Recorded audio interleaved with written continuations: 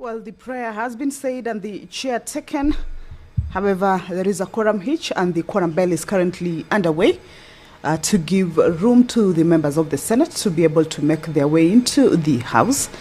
And once the House quorates, then they shall get right into taking into consideration the business that has been lined up to be transacted this morning. And being a Wednesday morning, the members of the Senate shall this morning host the Cabinet Secretary for Environment, Climate Change and Forestry, Deborah Mulongo Baraza, who has confirmed her availability.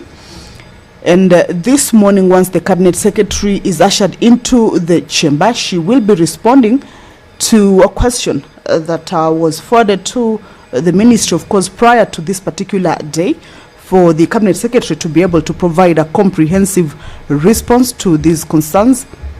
And this morning, the concerns that the members of the Senate are raising regarding the Ministry of Environment, Climate Change and Forestry is on matters industrial pollution and safe e-waste handling, as well as toxic dumping that affects the environment. And you realize that these matters are not just around environmental pollution, but also a public health concern.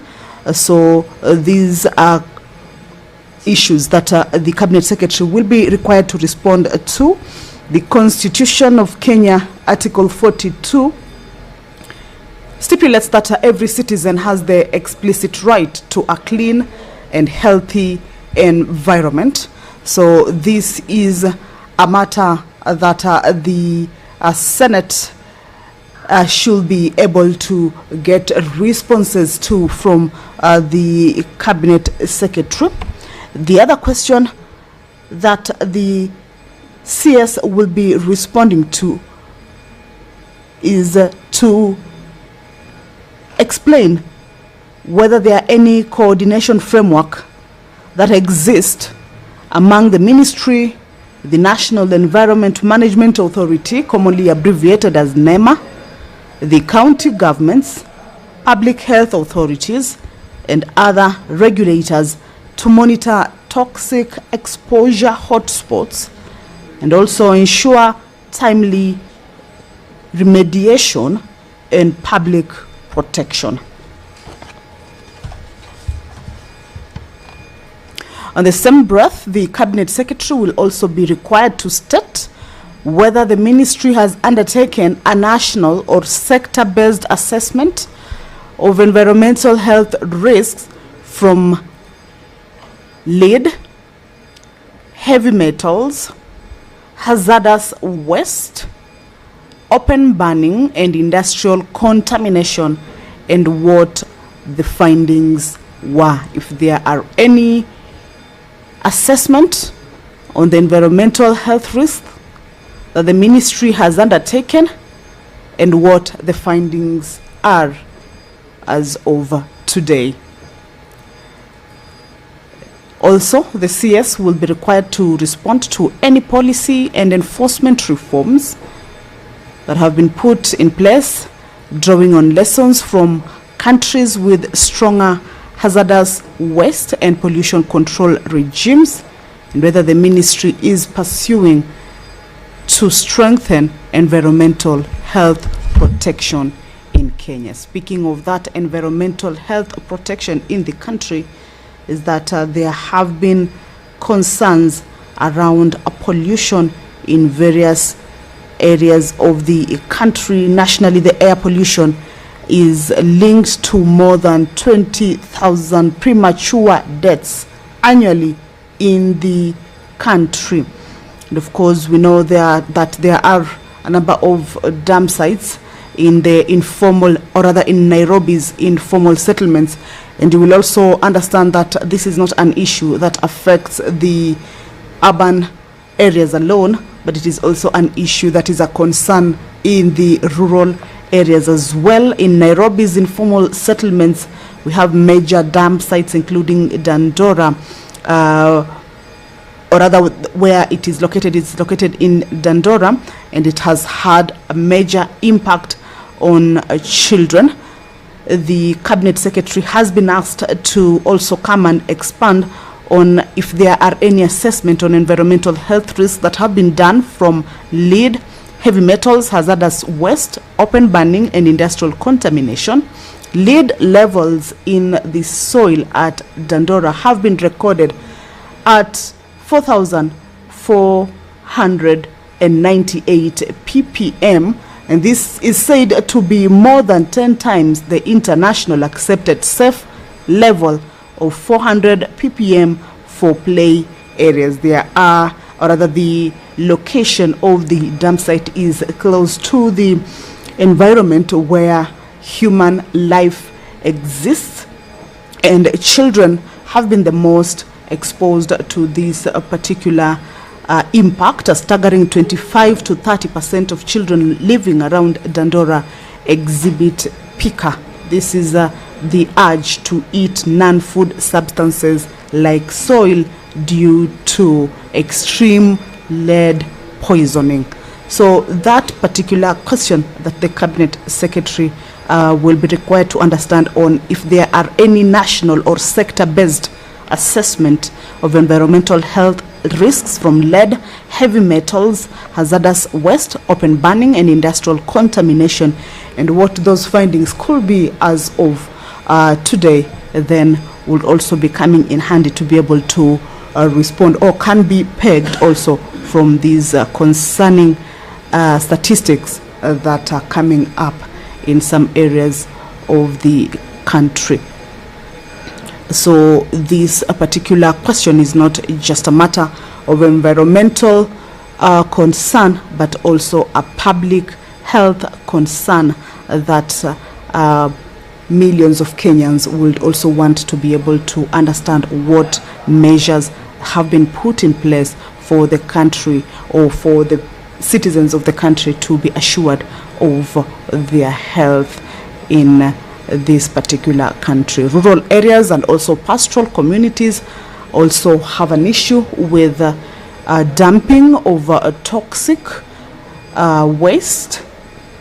So these are concerns that once the Cabinet Secretary comes into the chamber, or is ushered into the chamber, will be able to understand. We understand that companies that manufacture or import electronics and plastics are legally obligated to manage their end-of-life cycle, and in practice this particular issue perhaps is rarely enforced. So these are concerns that we have seen in certain questions, where the senators will want to understand any coordination framework that exists among the ministry, the National Environment Management Authority, that is NEMA, county governments and public health authorities, and other regulators to monitor toxic exposure, hotspots, and ensure timely remediation and public protection. So that is part of the question, or some of the questions that once the CES for Environment, Climate Change and Forestry makes her way into the chamber, will be able to understand. Over 95% of e-waste is sorted by unregulated, unprotected, informal workers. This is a concern that has been raised in the country, and these informal workers also include children who do not have protective gear. So this is actually a matter of concern, not just for the environment, but also a public health concern. If you are just joining us, that the House is about to commence its sitting. At the time the prayer was said and the chair taken, the House did not have quorum. However, we can see more members have walked into the chamber. The 10-minute quorum bell has lapsed, and we should be hearing from the Speaker on whether that quorum has been attained for the House to be able to commence its sitting. This is as provided for in the House Standing Order number 40. Standing Order number 39 indicates that the quorum at the commencement of a sitting shall be 15 senators, and Standing Order number 40 indicates that if that is not present, then that quorum bell shall be on, of course, to give room to the members who perhaps may be running late to be able to hasten their steps and get into the House. So with that number of senators who have walked in as the quorum bell was on, I believe it has been attained. we need to understand that from the speaker, and thereafter the business of the day shall commence. Let's listen in. Adams, you can ring the bell again for a further 5 minutes.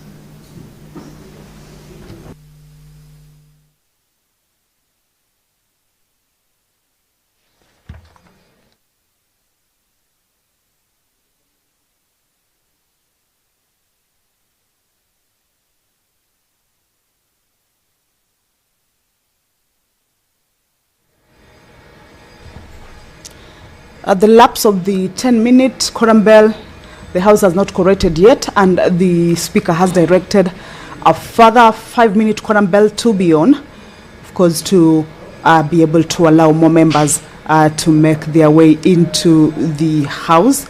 However, we have a considerable number of members already in the chamber, and we believe the quorum shall be attained in a few. Allow me to hand you over. I'll start business, clerk. Order, senators, order. Order number 1, administration of oath. Order number 2, communication from the chair. Next order. Order number 3, messages. Next order. Order number 4, petitions. Next order.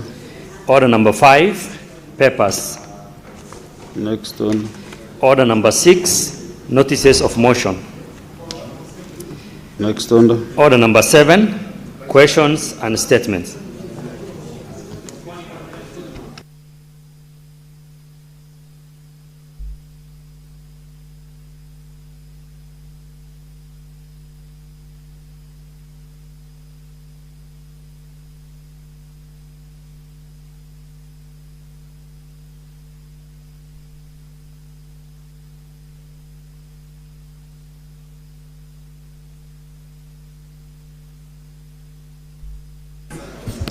Under senators, today, this morning, we were expecting 3 CSs. The CS for mining and brew economy. All letter that is not available today due to other engagements. The CS for roads also was to appear to answer 3 questions, but also they have some engagements within the ministry. So he is also not appearing this morning. The third one is the CS for environment, climate change and forestry. I understand the CS is allowed. So I think Clerk Sanjay Adams, you can usher in the CS. Then we proceed with the question that has been asked by Senator Aminda Kibwana.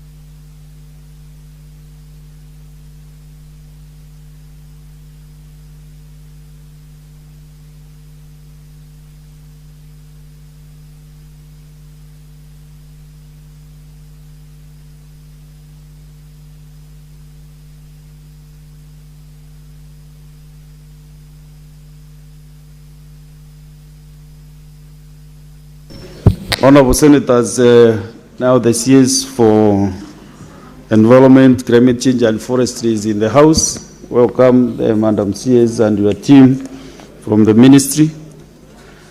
Welcome to the Senate. And this is not your first time to appear before the Senate. Senator Aminda Kibwana, you can ask question number 049.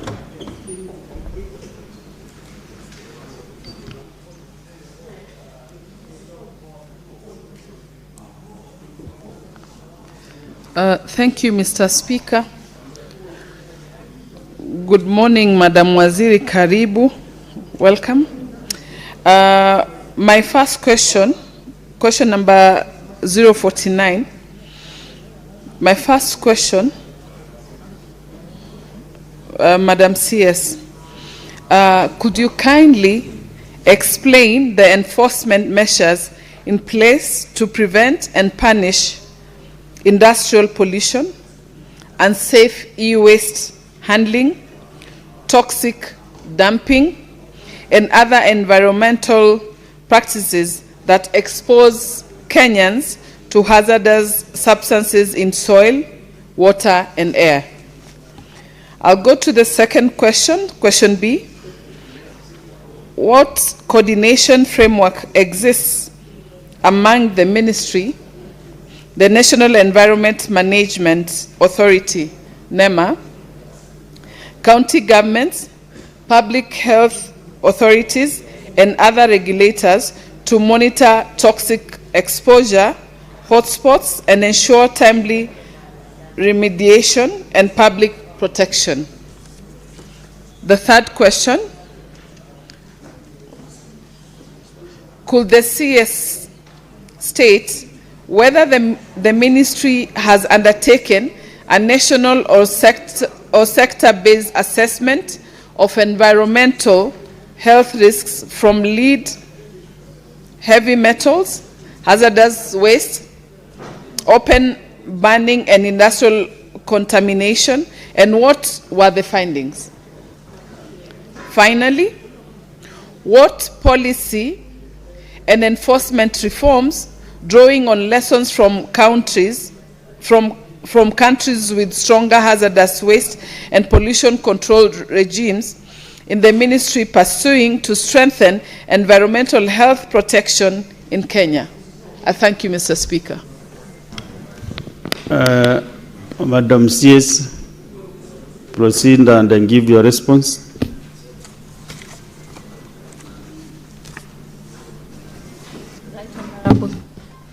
Right, Honorable Speaker, Honorable Senators, I rise to respond to parliamentary question number 049, raised by nominated Senator Honorable Hamida Kibwana, MP, on the prevention of industrial pollution, unsafe e-waste handling, toxic dumping, and other environmental practices that expose Kenyans to hazardous substances in soil, water, and air.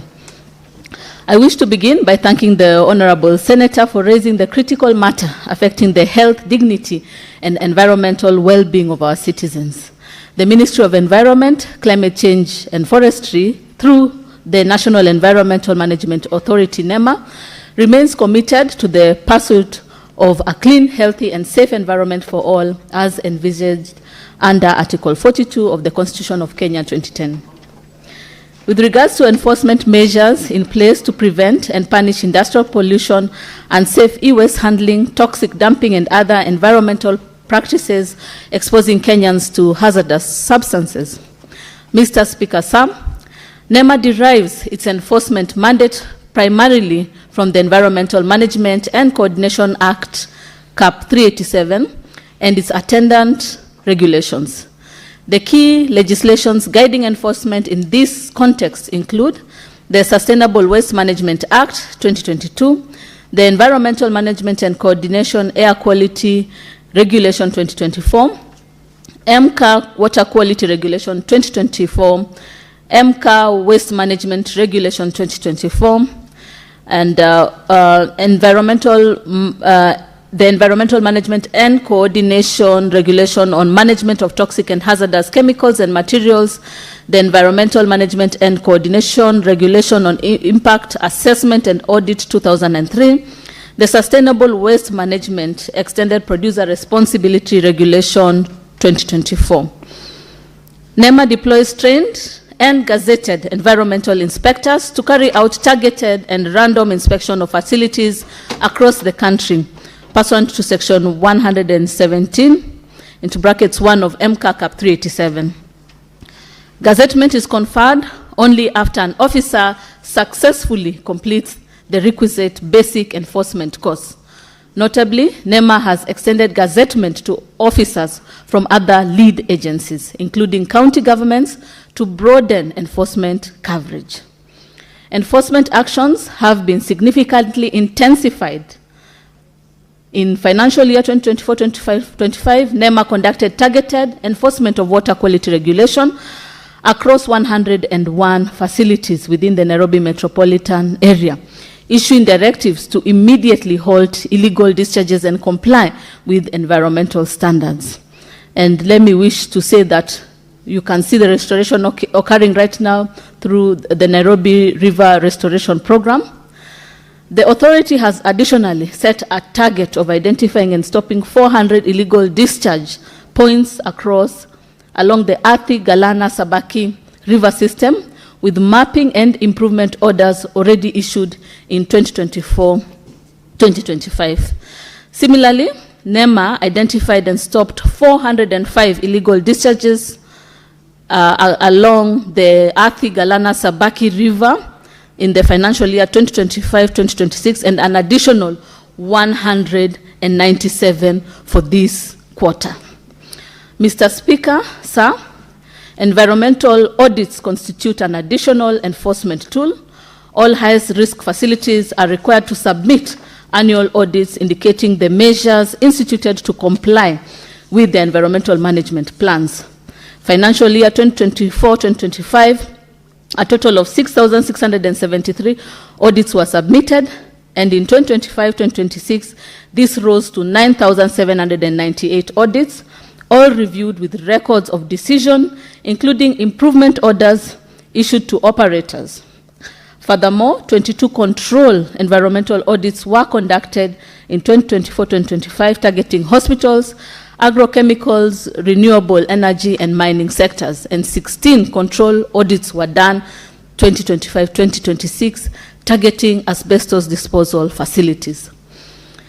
On extended producer responsibility, the framework compels producers to take responsibility for their waste post-consumer phase. 4 producer responsibility organizations currently operate in the country, managing non-hazardous, hazardous, and e-waste streams. To date, 296 producers whose materials were found polluting rivers have been compelled to undertake cleanup activities and assume responsibility for their waste streams. Environmental restoration orders were issued as follows. The EPR along Nairobi River catchment, Nairobi, Ngong, and Mathare rivers. The action taken was environmental restoration orders, which were issued to 29 companies to clean sections of those rivers. That was, the cleanup date was on 24th March 2024. EPR along Ngong River, that was done on 31st January 2024, where the ERO, that is environmental restoration orders, were issued to 86 companies.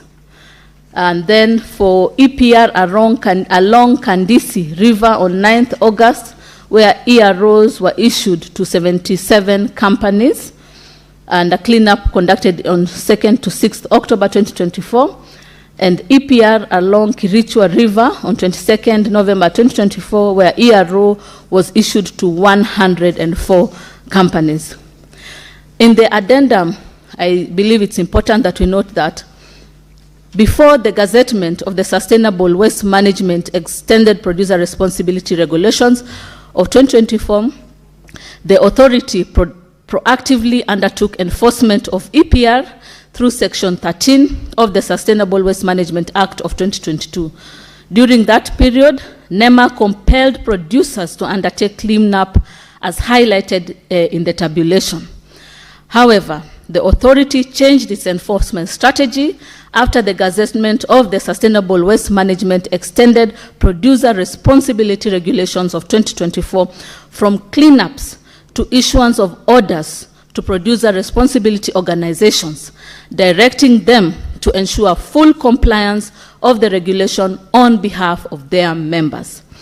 To further ensure reduced pollution, NEMA has compelled PROs to get into consensus regarding compensation of value chain actors, especially waste pickers, aggregators, and transporters, to enhance waste collection and evacuation to recyclers and safe disposal.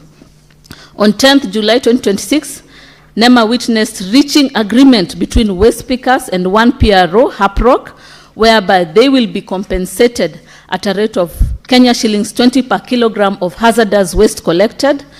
Other players such as aggregators and transporters will be compensated at a rate of 7.5 Kenya shillings and 15 Kenya shillings respectively. In this regard, waste collection will become a revenue stream for the value chain actors and enhance reduced pollution. NEMA has directed all PROs to enter into similar agreements with value chain actors to incentivize waste collection and management. Additionally, NEMA partnered with the Kenya National Cleaner Production Center in financial year 2023-2024 to inspect and analyze wastewaters from 260 facilities within the Nairobi River Basin, leading to identification and mitigation of key industrial pollution sources. In 2025-2026, in-plant assessments were conducted in 26 facilities. 5 industries halted pollution by installing new effluent treatment plants, and 10 non-functional ETPs were revived. Where inspections reveal non-compliance, enforcement actions available to NEMA include: number 1, improvement orders under Section 117(3)(g) of MCA, directing cessation of environmentally harmful activities and requiring remedial measures within specified timeline. Number 2, restoration orders under Section 108(1) of MCA, requiring restoration of the environment to its pre-pollution state. And number 3, closure orders under Section 117(3)(f) of MCA, directing immediate closure of non-compliant manufacturing or industrial establishment. Resumption of operation is permissible only with written approval from the Director General. 2 facilities this year, 2025-2026, were issued closure orders following inspections. And finally, arrest and prosecution before a court of law under Section 117(3)(h) of MCA as a last resort. In financial year 2024-2025, 5 individuals were arrested and prosecuted for environmental offenses related to the illegal discharge of effluents. The second one was on coordination framework among the ministry, NEMA, county government, public health authorities, and other regulators to monitor toxic exposure hotspots and ensure timely remediation and public protection. Mr. Speaker, sir, environmental pollution is most effectively addressed through a multi-agency approach. The ministry, through NEMA, has spearheaded collaboration among relevant agencies and county governments through the following mechanisms. The environmental and social impact assessment process, Section 58 of MCA, requires that ESIA process take precedence over any other regulatory process and be completed before any project commences. As part of this process, copies of ESIA reports are shared with relevant lead agencies for technical input before a record of decision is made. This multi-agency collaboration enables early identification of negative impacts on public health and the environment, with appropriate remedial conditions embedded in ESIA licenses, which cover the entire project life cycle, from pre-construction to decommissioning. The ESIA process, therefore, serves as an early warning system that safeguards public health while fostering interagency collaboration. Secondly, joint enforcement action. NEMA conducts joint enforcement operations with relevant ministries, lead agencies, and county governments targeting sector-specific high-risk facilities. For instance, NEMA has undertaken joint inspection with the Energy and Petroleum Regulatory Authority, EPRA, targeting non-compliant facilities in the petroleum sector, and has partnered with the Nairobi City County Government in mapping and cracking down on noise pollution hotspots. Capacity building through the basic enforcement course. NEMA trains officers from other lead agencies and county governments through the basic enforcement course, designed to equip officers with skills to undertake effective enforcement within their respective mandates. Officers completing the BEC are eligible for gazettement, extending decentralized enforcement capacity across the country. NEMA Incident Management System. NEMA operates an incident management system through which the public can report environmental incidents nationwide. The authority maintains a database of contact persons from all lead agencies across the country. Upon receipt and categorization of an incident, NEMA forwards it to the relevant lead agencies for prompt action, playing a key coordination role in averting further pollution. In financial year 2025-2026, 12 incidences involving releases, spills, leaks, fires, or explosions with toxic or hazardous chemicals, including ammonia, chloryl, volatile organic compounds, pesticides, and industrial solvents, were responded to. These incidents remain under active monitoring pending full restoration of affected areas.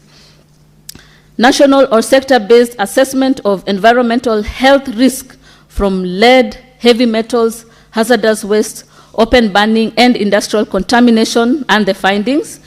Mr. Speaker, sir, the ministry through NEMA undertook a comprehensive nationally coordinated assessment of environmental health risk under the Africa Environmental Health and Pollution Management Program implemented between 2020 and 2025, with support from the World Bank and the Global Environmental Facility. The program specifically targeted pollution risks associated with e-waste, hazardous chemicals, and unintentional persistent organic pollutants, which are closely linked to heavy metals, open burning, and industrial contamination pathways. Key outputs of the program: a national e-waste inventory covering all 47 counties, and a countrywide solid waste situation analysis, including identification and mapping of pollution hotspots. The second output, a national database on toxic substances and e-waste generation, providing empirical evidence on the scale and distribution of hazardous materials nationwide. Thirdly, UPOPs, hotspot mapping, identifying areas with elevated risks of toxic emissions associated with open burning of waste, informal recycling, and poorly controlled disposal sites. And fourth, development and deployment of monitoring, screening, and evaluation tools for environmental inspectors, with over 100 inspectors trained to detect and track releases of hazardous pollutants. The key findings from these assessments are as follows. Open burning of mixed waste and e-waste is a significant source of toxic emissions, including UPOPs and heavy metals, posing significant serious risk to air quality and public health, particularly in urban centers where waste segregation is limited and the informal sector dominates the recycling value chain.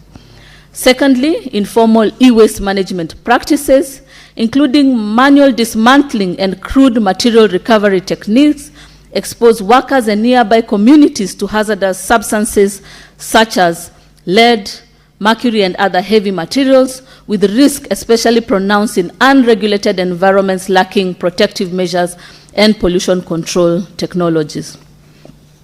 Thirdly, stakeholder mapping and value chain analysis identified systemic gaps in hazardous waste management, including weak collection systems, limited formal recycling infrastructure, and inadequate awareness among key actors, contributing directly to environmental contamination and human exposure.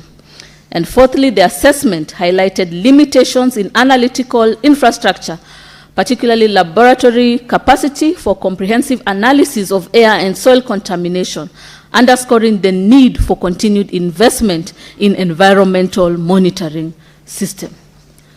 These findings have since informed key policies and regulatory actions, including the gazettement of the Waste Management Regulation 2024, the Extended Producer Responsibility Regulation 2024, and the Framework for Management of Toxic and Hazardous Substances.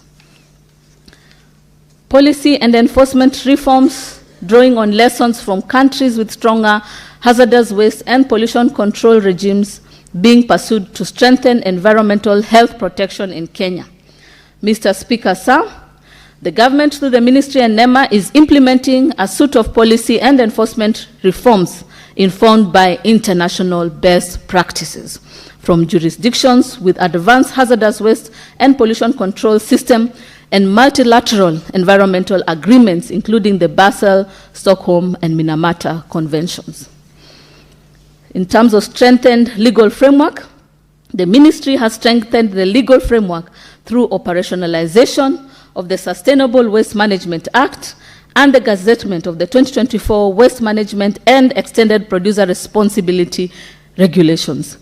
These reforms adopt the polluter pays principle and a life cycle management approach requiring producers to take full responsibility for hazardous and post-consumer waste consistent with best practices in the European Union. Additionally, regulations on the management of toxic and hazardous chemicals and materials have been developed and are being implemented, including stricter controls on generation, transport, storage, and disposal.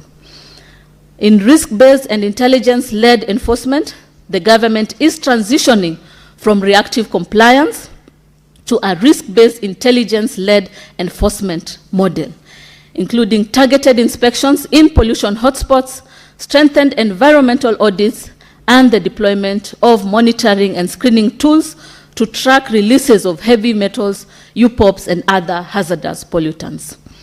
On enhanced interagency coordination, the ministry is enhancing interagency coordination frameworks, bringing together NEMA, county governments, public health authorities, and sector regulators to enable joint inspections, data sharing, and coordinated response to environmental health risks in line with integrated regulatory approaches applied internationally. Formalization of informal e-waste sectors. Recognizing the role of informal sector in hazardous waste exposure, particularly the e-waste management, the government is promoting formalization and integration of informal operators into compliance systems, including support for material recovery facilities, licensed recyclers, and safer technologies, drawing lessons from countries that have successfully transitioned informal waste systems into regulated circular economy models. In institutional capacity and compliance assurance, the ministry is investing in training of environmental inspectors, strengthening laboratory and monitoring infrastructure, and digitizing compliance processes to enhance transparency, traceability, and enforcement efficiency. Enforcement measures have also been strengthened through enhanced penalties, closure orders, restoration directives, and mandatory remediation requirements for polluters along the application of EPR obligations to ensure industry accountability. For public disclosure and community engagement, the ministry is advancing public disclosure and community engagement mechanisms, including access to environmental information and grievance redress systems, recognizing that transparency and citizen oversight are critical components of effective pollution control regimes globally. Collectively, these reforms are positioning Kenya towards a modern, preventive, and enforcement-driven environmental management system capable of effectively addressing risks from hazardous waste, industrial pollution, and toxic substances while safeguarding public health and the environment.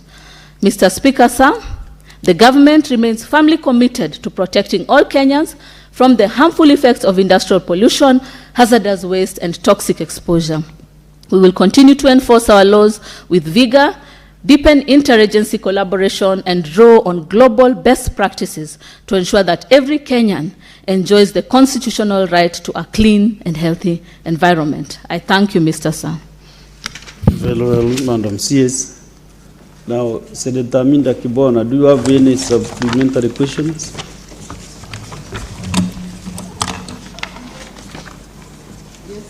You have a privilege to ask 2 supplementary questions. 2. Yes, Mr. Speaker.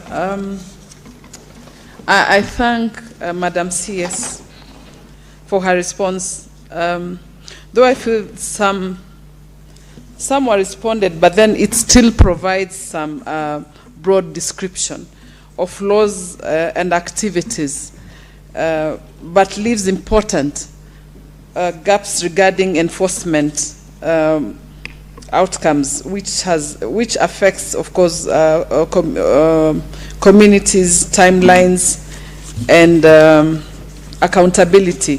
My first question is that kindly, Madam CS, explain why, despite the thousands of environment audits and widespread non-compliance,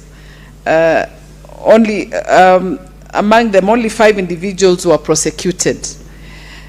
And that is financial year 2024-2025. And only 2 facilities were issued with closure orders. And the state, why? State the outcomes of these prosecutions, because I just felt that there was, a gap hanging, and that was not explained well. Number 2, when will the ministry actually publish the national e-waste inventory?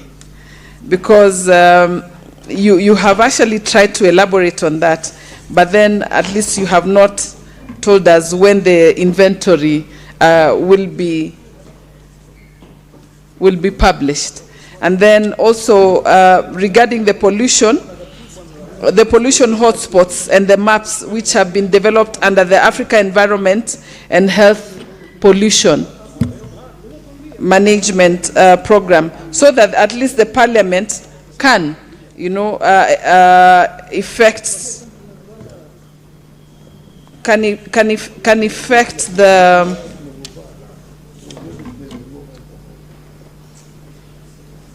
sorry, I was just looking at that respond. I realized so that the Parliament and affected communities can assist the risk and monitor remediation, because you talked about the database, but then at least we need to understand the timelines and exactly how it's going to be implemented, so that we can also support. I thank you, Mr. Speaker. Madam CS.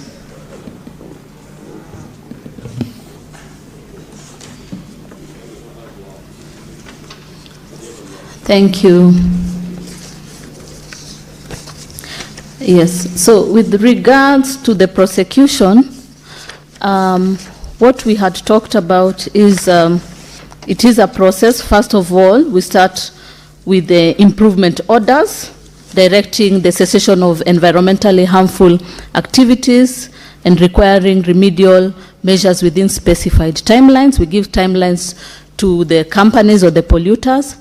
And additionally, we have also the closure orders, or those who are undergoing restoration, who need to undergo restoration to ensure that it's at a pre-pollution state. We give them the order and give them timelines to address that.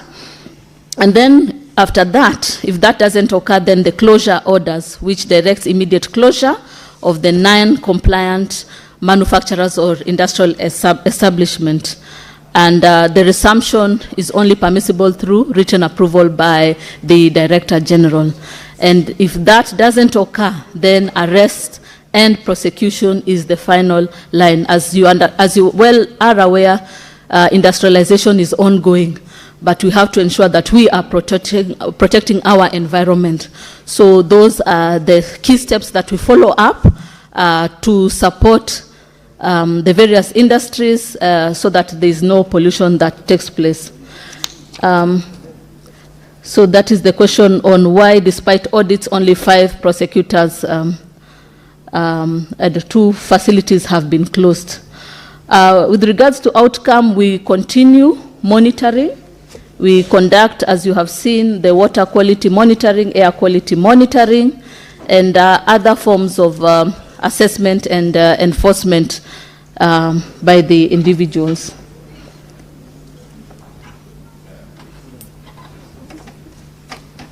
So in terms of the publication of the e-waste inventory, it is ongoing, and Honorable Speaker, honorable members, we want to assure you that we'll be able to share that with you for purposes of advocacy, even as we go to implementation. As you are aware, the key thing, the game changer for us was the extended producer responsibility, which has been the Sustainable Waste Management EPR regulation, which now proactively looks into enforcement. Previously, it was about cleanups, but after we had passed the EPR, there is issuance of orders to producer responsibility organizations to ensure full compliance of the regulation on behalf of their members who are the polluters. So they are the ones who are supporting us across the value chain of waste management to ensure that there is that they are managing waste, from the waste pickers to the aggregators to the recyclers to safe disposal. They will be receiving a certain amount of money so that they can support in waste management, and this is really a sustainability plan, a revenue generating stream for the value chain actors, while we are reducing pollution and ensuring that we have a clean and safe and healthy environment. Very well, Senator. Now, in my dashboard, I have 12 senators who have supplementary questions. So we really must manage our time. If I give you a chance, you should go directly and ask your question. Just one question, so that we can clear the big number of senators who want to engage the CS. So I want to start with the minority Linda.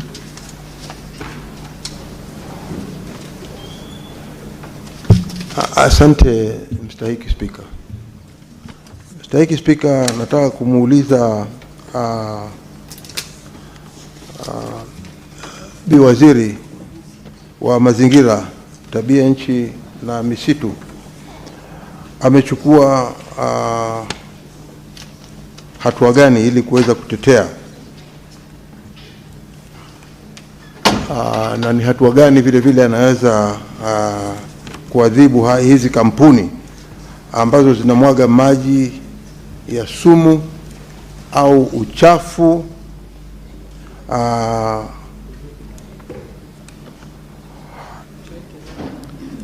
na yanayotumika katika makampuni. Haya maji yanatumika kutoka kwa zile kampuni ambazo zinamwaga huu uchafu yaliyoko katika mazingira ya Kilifi County, hususan makampuni ambayo yako katika maeneo au mazingira wanaoishi wa Kenya, na vile vile zile kampuni ni zile ziko katika maeneo yako Kilifi, mahali kama Kikambala ama mpaka Mtwapa.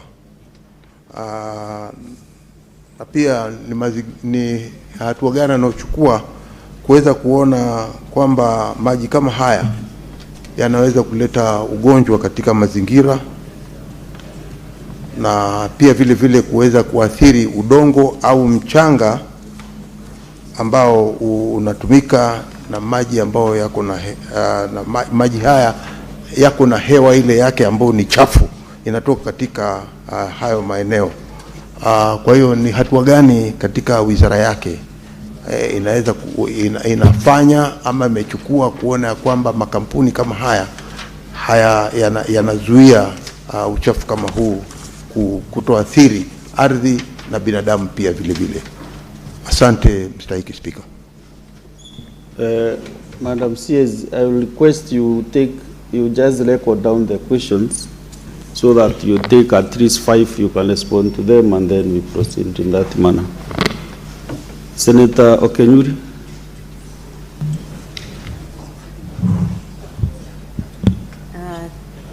Thank you, Mr. Speaker. I also wish to direct this to the Cabinet Secretary. What happened to the 2017 ban on the polythene bags for single use?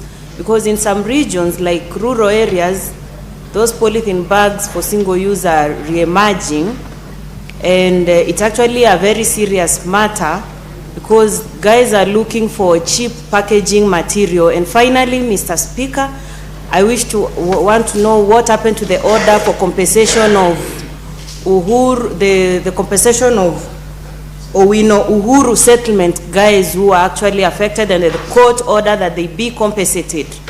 I wish to know what NEMA has to say concerning that specific court order. Thank you. Senator Okenyuri, you know you are my younger sister, so I didn't want to harass you. But kindly stick to one question. Deputy Minority Leader. Thank you, Mr. Speaker. Mr. Speaker, I am also your young brother, and I hope you're not going to harass me. Mr. Speaker,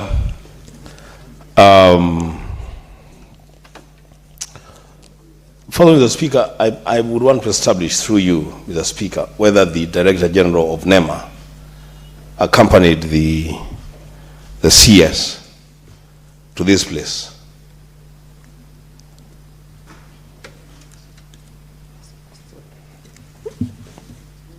Wait one. Are you done with your question? No, I just want to know, Mr. Speaker. There is a serious issue here, very, very serious issue. So prosecute your question because the invite was. Okay, that's fine, Mr. Speaker. That's okay. We don't invite the Director General. That's okay, Mr. Speaker. Mr. Speaker, if the NEMA Director General is not here, I would be requesting the Committee on Environment to bring the Director General at some point to this House. Because the Speaker, NEMA, from where I sit, is a problem, not a solution to the management of environment in this country. They are accomplices in the destruction of our environment. The Speaker, straight to the question to the CS. And I'm happy that the questions are direct, but the responses are all over the page, Mr. Speaker. I have an issue with the Speaker. I said I asked you to just be patient with me, just the way you are patient with your young sister.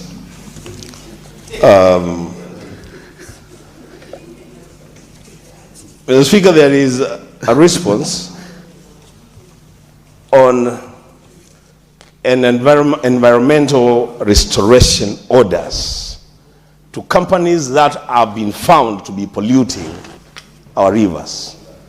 And if you look at the response, the Speaker, on page 5, you realize that the responses give a date, just one day, for restoration of rivers that have been destroyed over the years. The Speaker, is the CS serious? Does she want to own these responses, or she wants to draw them back to NEMA? Then we can deal with NEMA when they come here. Because you cannot restore a river for a day, a river that has been destroyed over the years, Mr. Speaker. I thank you.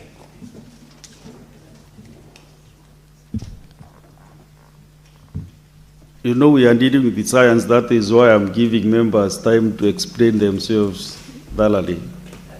This is a technical matter that we handle. And mark you, the person chairing is an expert in what you are addressing. So I understand your concerns very well. I'm a lead expert and I know what is happening around. Next is, you know, today my spirit is asking me to recognize the leadership of the House. Deputy Minority Whip, Deputy Minority Whip.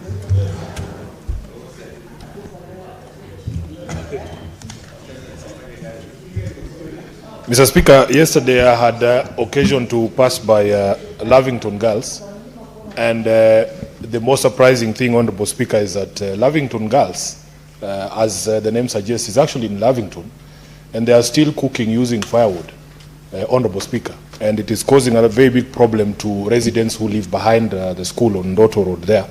The smoke goes directly into their houses. At some point, this administration had assured us that we are going to transition to clean cooking in our schools. So the question that I want to direct to the Minister for Environment, is it still government policy of the Kenya Kwanza administration to transition all public schools from cooking using firewood to clean energy cooking in our schools? Thank you, Honorable Speaker. Maybe the last one, then she can answer those. Then I'll pick more. Senator Joe Newton.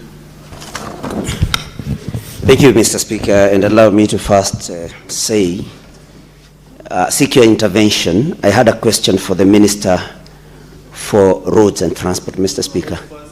The CS for... I'm coming to that, Mr. Speaker. It's just a comment I'm making that it's important that we are informed in advance if the CS is not going to be coming, because I'm supposed to be... take that as your question, that the supplementary question is on the Mr. Speaker, don't be so hard on me, although we don't belong to the same political side, Mr. Speaker, please.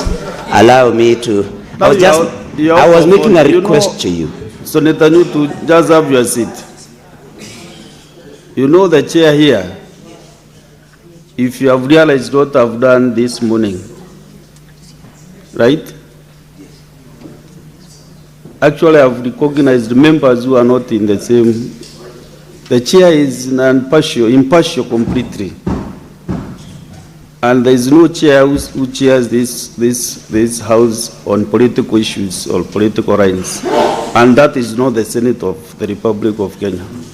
Maybe other houses, but not in the Senate, not this one.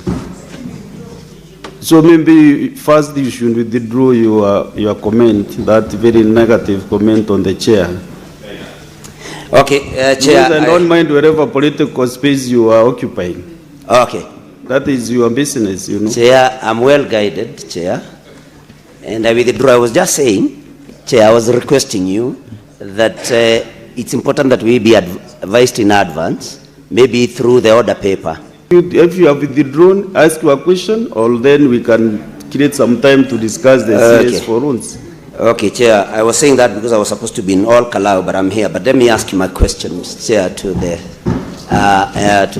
CS on environment. Chair, let me ask the question directly, Chair. Is the CS aware of an arrangement that the government has with the avocado processors in Murang'a County to be able to absorb waste? Because, Mr. Speaker, the only useful percentage of an avocado fruit is 5%. So disposal of the 95% waste is a big challenge to avocado processors. And the avocado processors have an arrangement with the government to make arrangement for absorption of the waste. So is the CS aware of this? And what are we doing to assist these processors who are taking up the avocado fruit, especially in Murang'a County? Thank you, Mr. Speaker, and I do apologize if by my comment I hurt you. I was only requesting you to intervene in that matter. Thank you, Mr. Speaker. Madam CS, you can answer those 5 questions, then we make progress. Thank you, Honorable Speaker, honorable members. First of all, regarding the e-waste inventory, it was done in all the 47 counties, as I had said, and this was through NEMA and World Bank, and they published the report, and the report is on the website. And as I had said clearly, following the reports that we received, they were able to guide us in coming up with the Environmental Management Coordination Acts, amending them, and ensuring that we have incorporated the concerns that we had highlighted. And then the other question was for regulatory impact assessment. That was also done. Madam says if you could also maybe identify the senator's question that you're answering, so that we are clear, so that we don't repeat again. Yes, this was for... To know the members slowly, so that you just select on the name.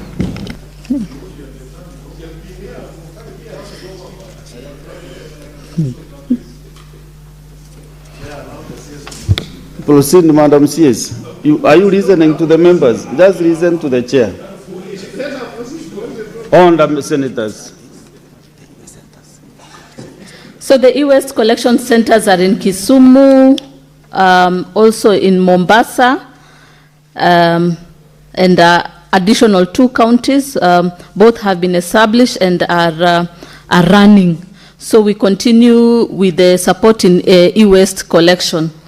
And the question on non-compliance is for the people who have been prosecuted, ODPP are the ones, we channel that to ODPP. There was a question with regards to water pollution and air pollution within the coastal region. Sorry, I was scribbling very fast.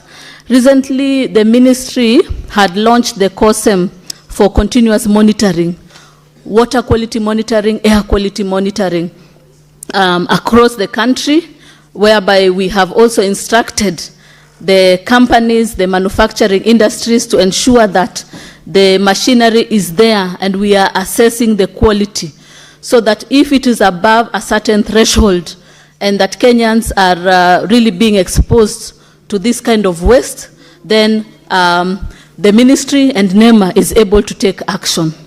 So the process is ongoing. We had the acts, the regulations are there. Now we have moved to implementation. And I can really tell you that the work is ongoing and monitoring and evaluation is taking place. It was just 1 month ago when I was in NEMA, I was able to see the dashboard. We were able to identify the notorious companies, and we are able to address the issues exhaustively. So the support is really for all the manufacturing companies, the industries, to be able to install, and then for NEMA, we are able to do that on our part, but also we are encouraging the industries and manufacturing companies to install. That way we can be able to exhaustively monitor whenever there are increased emissions within our environment. So I can assure you that is ongoing, air quality as well as water quality monitoring. Even recently, I think it was 3 months ago, where we were able to close one of the facilities where we had untreated effluent discharge into our Athi River, and were able to close very quickly. And the measures that took place are also water quality monitoring, to be able to assess and see what kind of effluent is being discharged. Is it treated or untreated?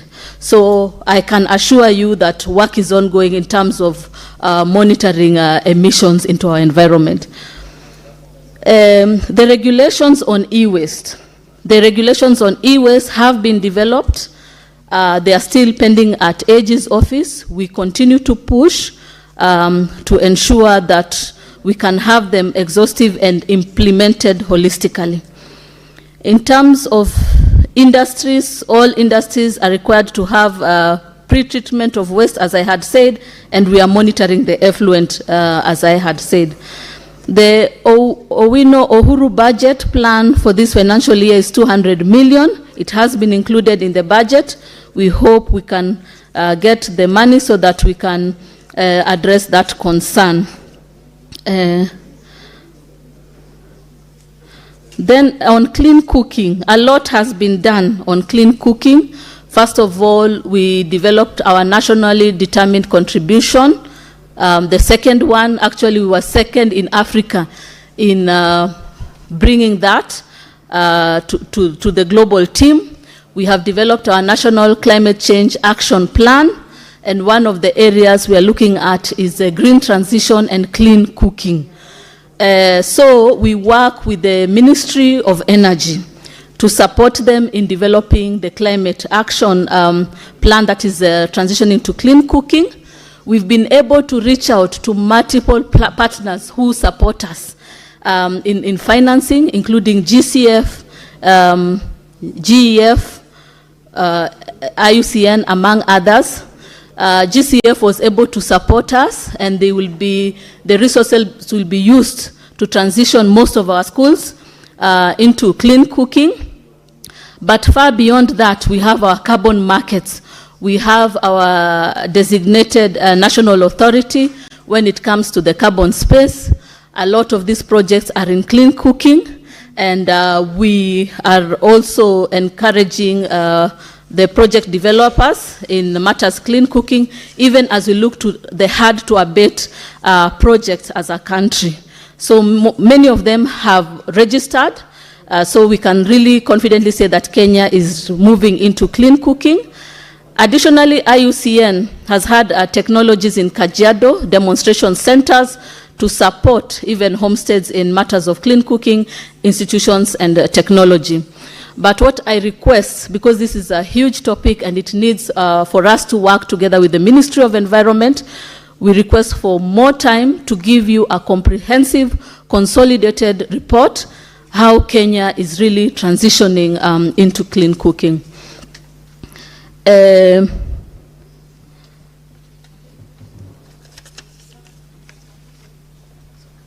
So thank you. The last question was on avocado, processing and organic waste. Kenya waste is predominantly organic waste, and we take this seriously as the ministry and as NEMA. And NEMA has licensed facilities to treat organic waste. What we are currently encouraging the governors is to really look at circular economy, because waste management is devolved. And seeing how we can partner, we can coordinate to improve the waste management and circular economy. And you can see what is going on currently in Nairobi, where we are addressing the concerns in a Dandora site. Predominantly, it's organic waste that needs to be addressed, and really that can produce, whether it's waste to energy, whether it's fertilizers, and that again is really bringing money into the pockets of Kenyans. So we are working. We have supported in terms of the technical, the legislative component. Now when it comes to implementation, we are continuing to license to ensure that we are addressing organic waste, including the avocado waste. So I think those are the questions. Thank you. There was an issue raised by Senator Kenyuri on the polythene bags. Yes, yes. So for polythene bags, we continue with the banning. We take note of the concerns and enforcement. We will really ensure that we are strengthening the enforcement. But let us remember, far beyond the plastic bags, we even have the plastic bottles and other plastic wastes. That is why we had to work on the extended producer responsibility, which was passed. And this looks at how we can work with the polluters to ensure that they are paying principal, to ensure that the resources they are having is going back to address the waste that is being produced. Yeah? What the manufacturers are producing. And as I said, it looks at the whole life cycle. So the EPR is really the way to go. It is all about creating jobs for the waste pickers, for the aggregators, for the transporters, and for safe.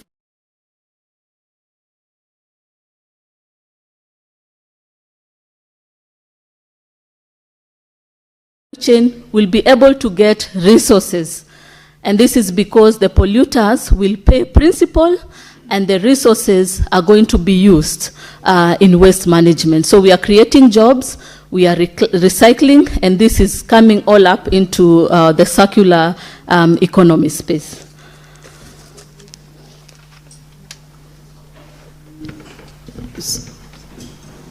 Are you not satisfied with the response?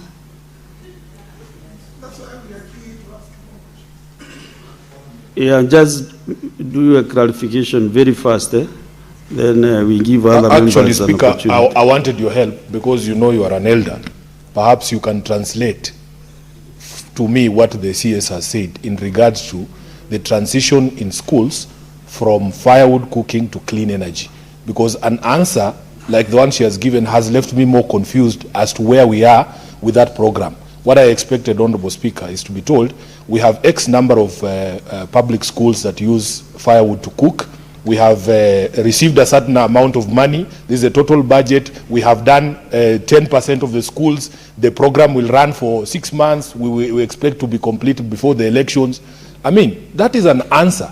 But whatever rumblings that have come from the Speaker, from the CS, have left me more confused. Okay. I don't know what the answer was.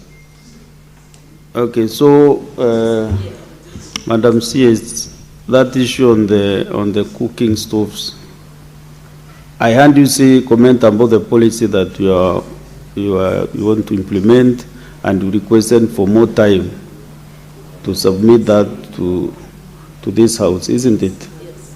But can you maybe comment directly on Lavington girls, because that is the issue. Yes, Your Excellency, as I had said earlier, we request more time. Why? Because first of all, the implementer is the Ministry of Energy. For us, we give the policy. It's green transition. Number two, we need real-time data where we are currently.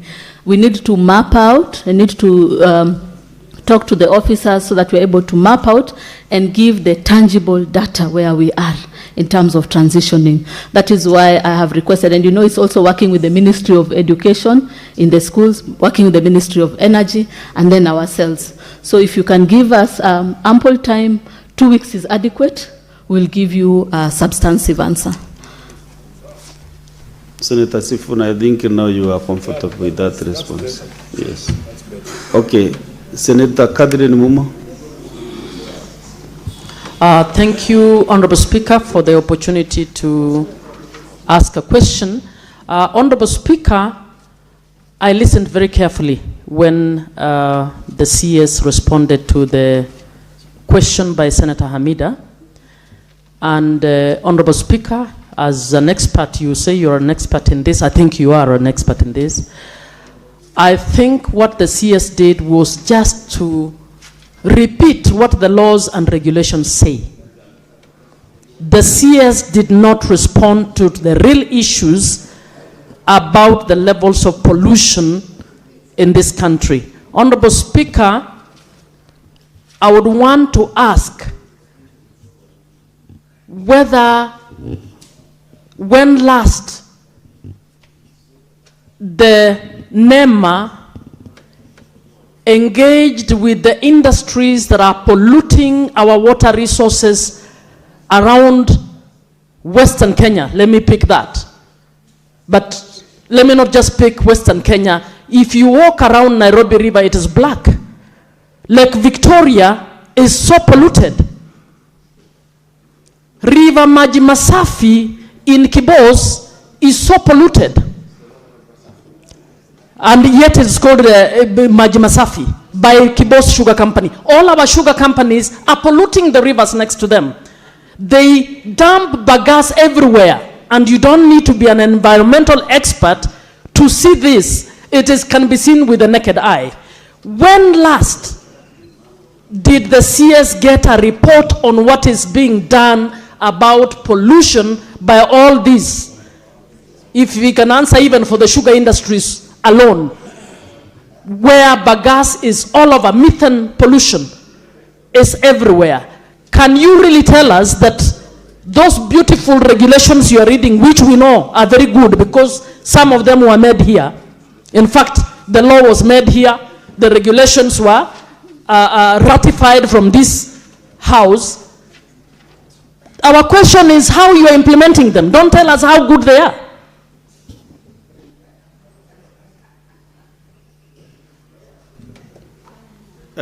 Senator Mugatana. Mr. Speaker, I want to thank the Minister for the very elaborate answer that he has given this morning. Mr. Speaker, my question is on enforcement.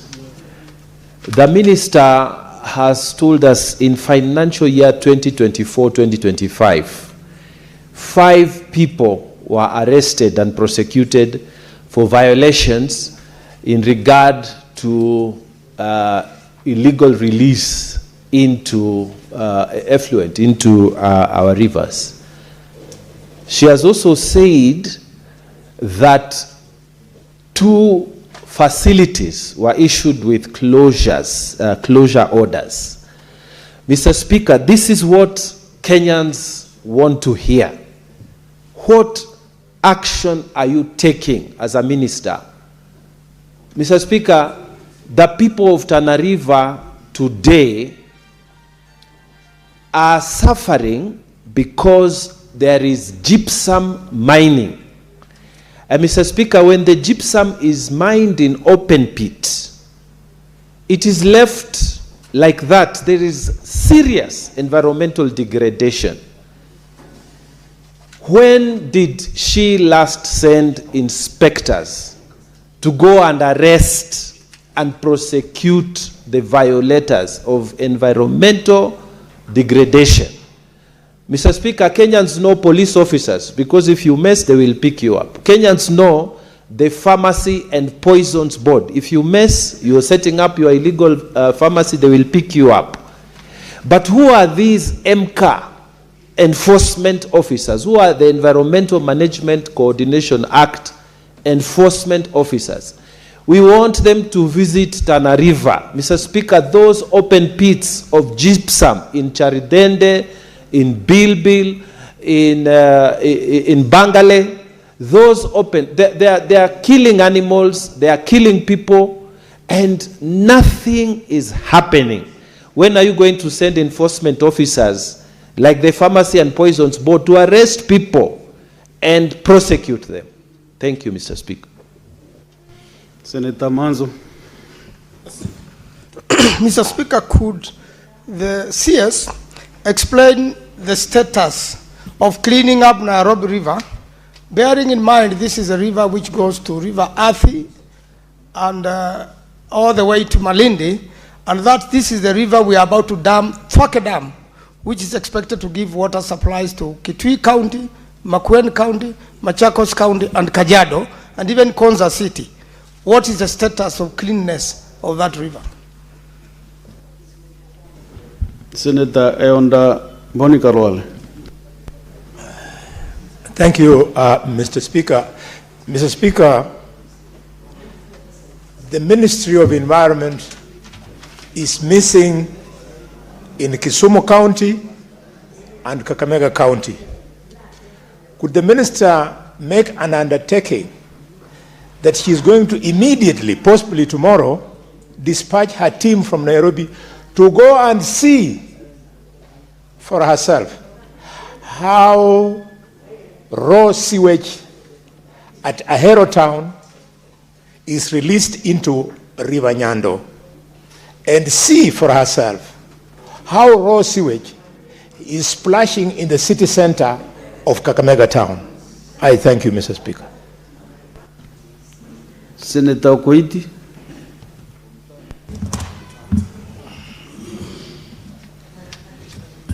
Thank you, Mr. Speaker, sir. And thank you, CS, for your response. I would like to comment on the report that's at number I of the report, the environmental and social impact assessment process. The CS has referred to section 58 of the MCA, which requires that the ESIA process take precedence over any other regulatory process and be completed before any project commences as part of this process and so forth. Now, Mr. Speaker, I would request the attention of the Minister because she's discussing and I'm talking. So my question is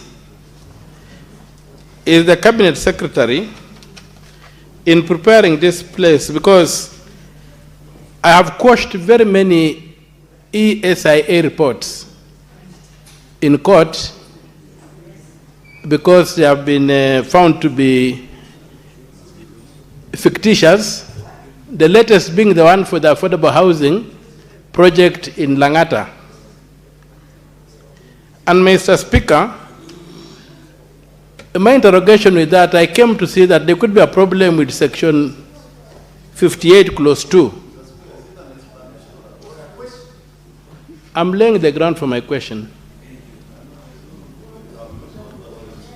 So my question is, Senator Mtata, I told you this is science, it's not other things. Just ask your question, Senator Okio Mtata. Section 58 clause 2, you quoted section 58, clause 2 provides that a project proponent will hire a NEMA approved consultant, expert to do an environmental assessment and then make a report. That section, by ceding the regulatory authority back to the person being oversighted, does it create a problem in your experience? Because if I'm paying the person doing the oversight, who is going to write the EISA report on a project, does that person remain a regulator or does he become my consultant? And if that's the case, how does the regulatory authority enforce the NEMA requirements through a third party who is hired by the person being oversighted, paid by the person being oversighted, to write a report regulating the person paying that person? I want to understand that because there's a major problem with the NEMA, and as it was observed earlier by Senator Wambua, that the NEMA is a problem. Have you asked your question? So that is enough, because you're asking who should do the report. Yes, I've asked, have you looked at section 58 clause 2? I was just elaborating for the benefit of the House, because I've had the chance to read the section, and maybe the members have not read the section. So I need just for the benefit of the House to bring it out, so that does that section cause a problem in terms of NEMA regulating developers? Thank you, Mr. Speaker.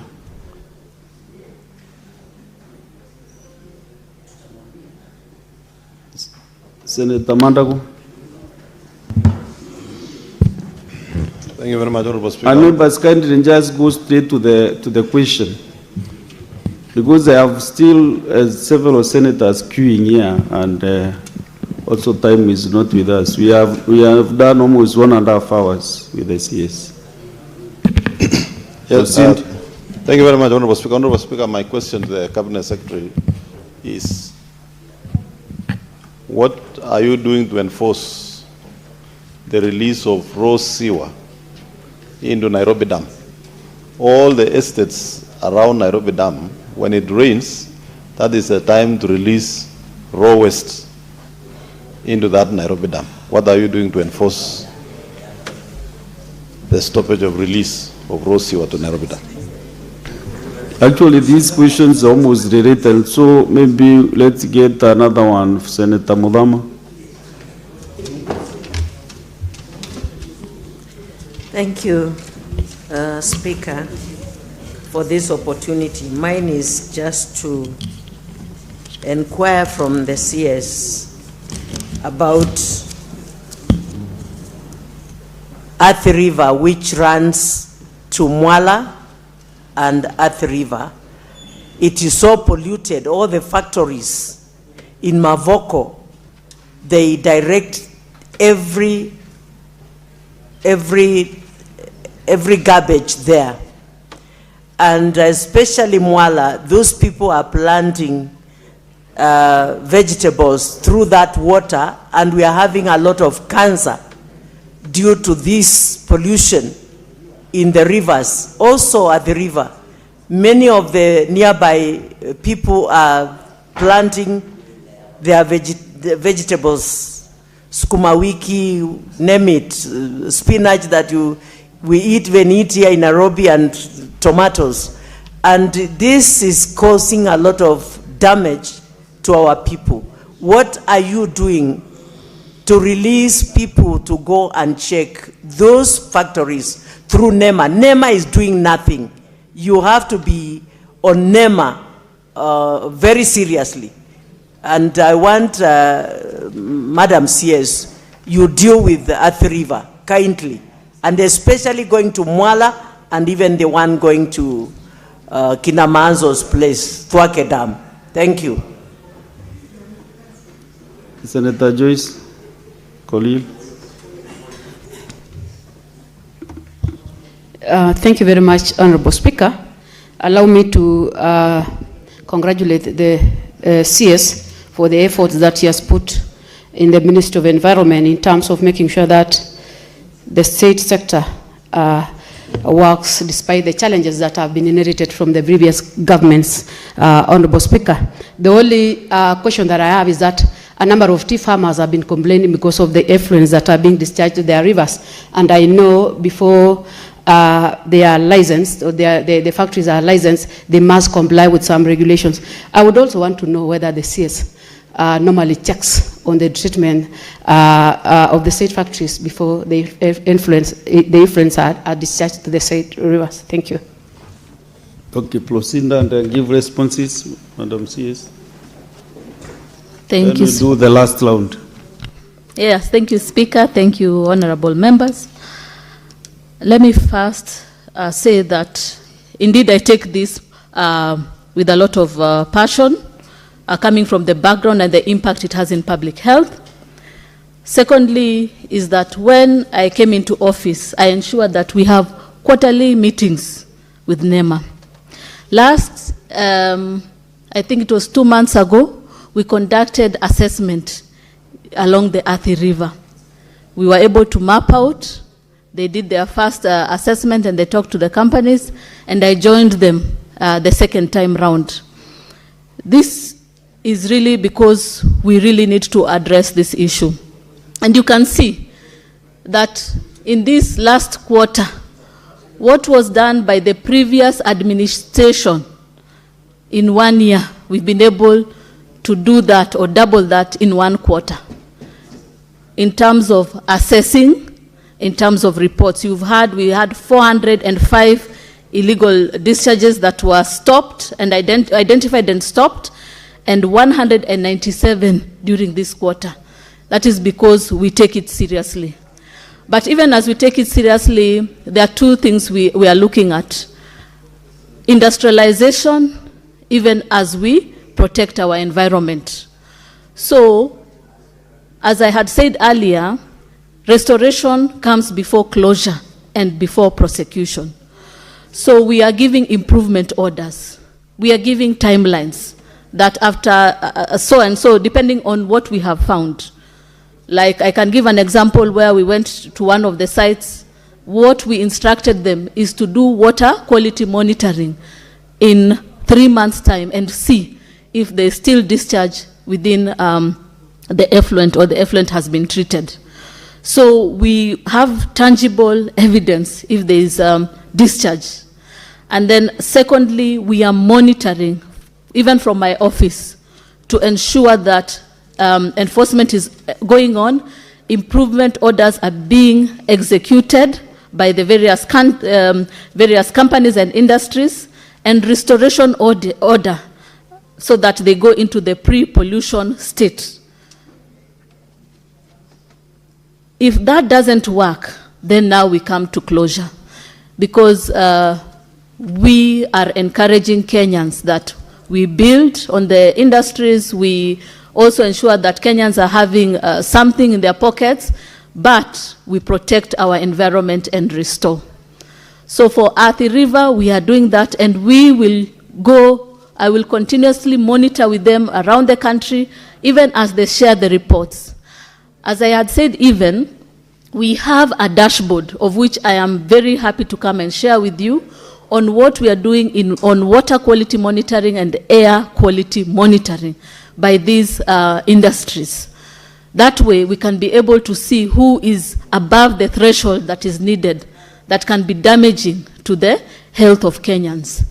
And from that report, we can now move and support them in their improvement, in their restoration. If that doesn't occur, now we move to closure and prosecution.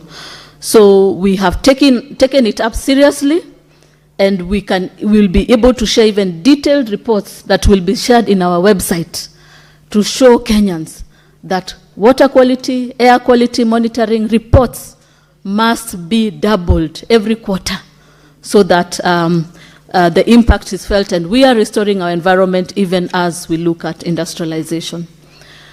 The question with regards to, from Senator Mkatana about NEMA, yes, we are collaborating with the county commissioners to establish the multi-agency team to enforce on gypsum, and we definitely will be visiting your county and the coastal county to assess the impact within that region. It's long overdue. We were supposed to go there, but because of some conflicting issues, but we can assure you we will go and assess and give a comprehensive report on that. For enforcement, as I said, we are not much on closure and prosecution. We want to help restore.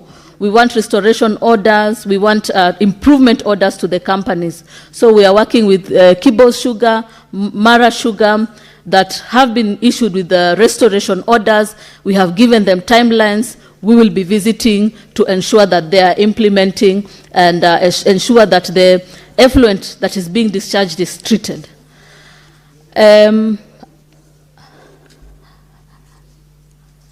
I take note also about the concern raised with regards to the conflict of interest, NEMA as a regulator, and then again issuing the ESIA through consultancy. We have experts in the environment. They are the ones who write the NEMA, the reviews, and make decisions. So the EIA process is open, is transparent, it's evidence-based, and it's followed up by technical experts. So we believe that they are well capacitated to address and look at them and conduct their EIA in a free and fair manner. The question on Senator Mandago, yes, we take note on the sewer networks. They are being expanded. It cannot be done overnight. You can see the time that Nairobi restoration it has taken. We conducted mapping. We saw who are discharging effluent. We were able to close them, and then now we are now cleaning up the Nairobi River. And you can see how many years and how much it has taken. So we will continue working extensively to ensure that we are restoring, again, see where resources allow how we can restore, and also support us, maybe through the National Infrastructure Fund. We can also look and ensure that restoration is occurring, because as we have this infrastructural development, industrialization, then the environment also has to be protected. So those are things that we are really advocating for, so that the ministry can be able to receive resources to support in those aspects. Yes, for Senator Muthama, yes, expansion of the treatment facilities is occurring in Kinanie and Machakos. Okay, that's the report. So I think those are the questions that have been raised. That one we are there because I was there. We started from the area of Mlolongo going down. So I was there and we will continue assessing. So they give me reports routinely, and where they have challenges with the industries, then we go. Noted. Senator Mudhama, you know that is not how we conduct our business in this house. And Madam CS, don't respond to the members without my authority. Thank you, Senator. Otherwise you'll be out of order yourself, even though you are on the other side. Aside. Which questions have not been responded to? Senator, you know, she has addressed her deliver. Because that your question and the question Mudhama is the same about the river pollution. She has addressed that. The issue is the sugar factories, the effluent being discharged to the rivers by the sugar factories, and the tea factories in Bomet and Kericho. Yours has been answered too. You didn't reason about the experts. She has addressed that matter.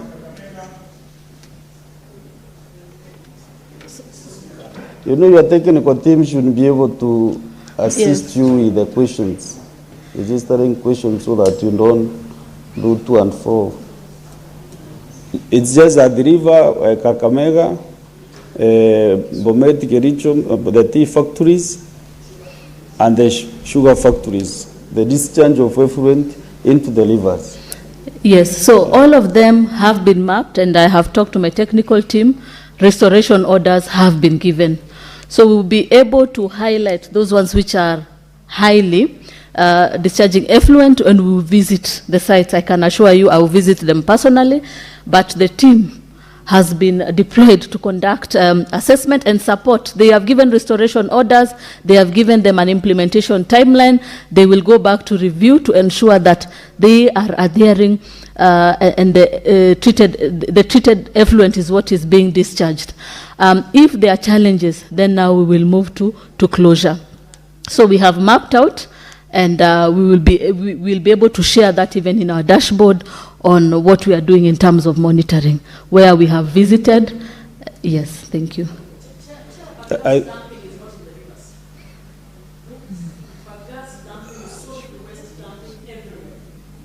I think, Madam CS, what members are asking, you know, from the, just have your seat, you know, from the headquarters, you cannot do much. You have county, NEMA county offices across the country. So I think there is nothing much they are doing to monitor what is happening in the counties. That is why members are talking about Kakamega, Bomet, Kericho, about Meru, about Bungoma, because now your team is not working well, and maybe you didn't need to coordinate your NEMA team better. Senator Onyonka. Mr. Speaker, I've never seen parliamentary procedure where I would, as I'm making my contribution, give the CS information on a matter that is very sensitive to me and Madam Muma, and then ask my question, if you can allow me to do that. The information I wanted to give her is that if she was to go to the Kenya Sugar Board and look at the reports which have been written for the last 40 years on what was supposed to happen to Bagasse, Mr. Speaker, her Minister for Industry would be very happy, because Bagasse was meant from the sugar factories so that it can be consolidated and made into block boards. But when the sugar factory started, all the economic activities collapsed. So I would like to suggest to the Minister that she can actually check with our Ministry of Industry and look at the Kenya Sugar Board. They will tell her what Bagasse was meant to do. And that's why we have so much of it polluting, and yet it can be converted into block boards and timber materials which can be used for construction. My question, Mr. Speaker, is to ask the Minister that on several occasions as Senator of Kisii County, I have raised issues about trees being felled and being cut in Kisii, Homa Bay, South Nyanza, Uasin Gishu, and many other counties in this republic. I would like, Mr. Speaker, to ask her whether she's aware that there was an environmental assessment study which was done, and whether there was this information that was gathered that would make sure, because previously, Mr. Speaker, when trees were cut anywhere, whether you look at Kinungi, you go to Elgon, the trees were always cut, but there was always transplanting. But you see what has happened, Mr. Speaker, is that all these areas, if you go to a place called Ringa, there's a place in Kisi called Muata, the trees have been cut and there is no replanting of these trees. I don't know whether the minister is aware what the implication of this would be. Thank you, Mr. Speaker. Senator Okwabubi. Thank you, Mr. Speaker, for the opportunity. I'd like to appreciate the CS for the introspective responses. However, I would like to pose a question to the CS and her technical team. If she has got any strategies of visiting Bungoma County and other counties to look into their CIDPs and climate action plans. Asking this with reference to Bungoma County to look at the River Nzoia pollution that has got very heavy pollution, industrial discharge, that makes its environs like Webuye being inhabitable, and even the water not good enough to be used for domestic purposes.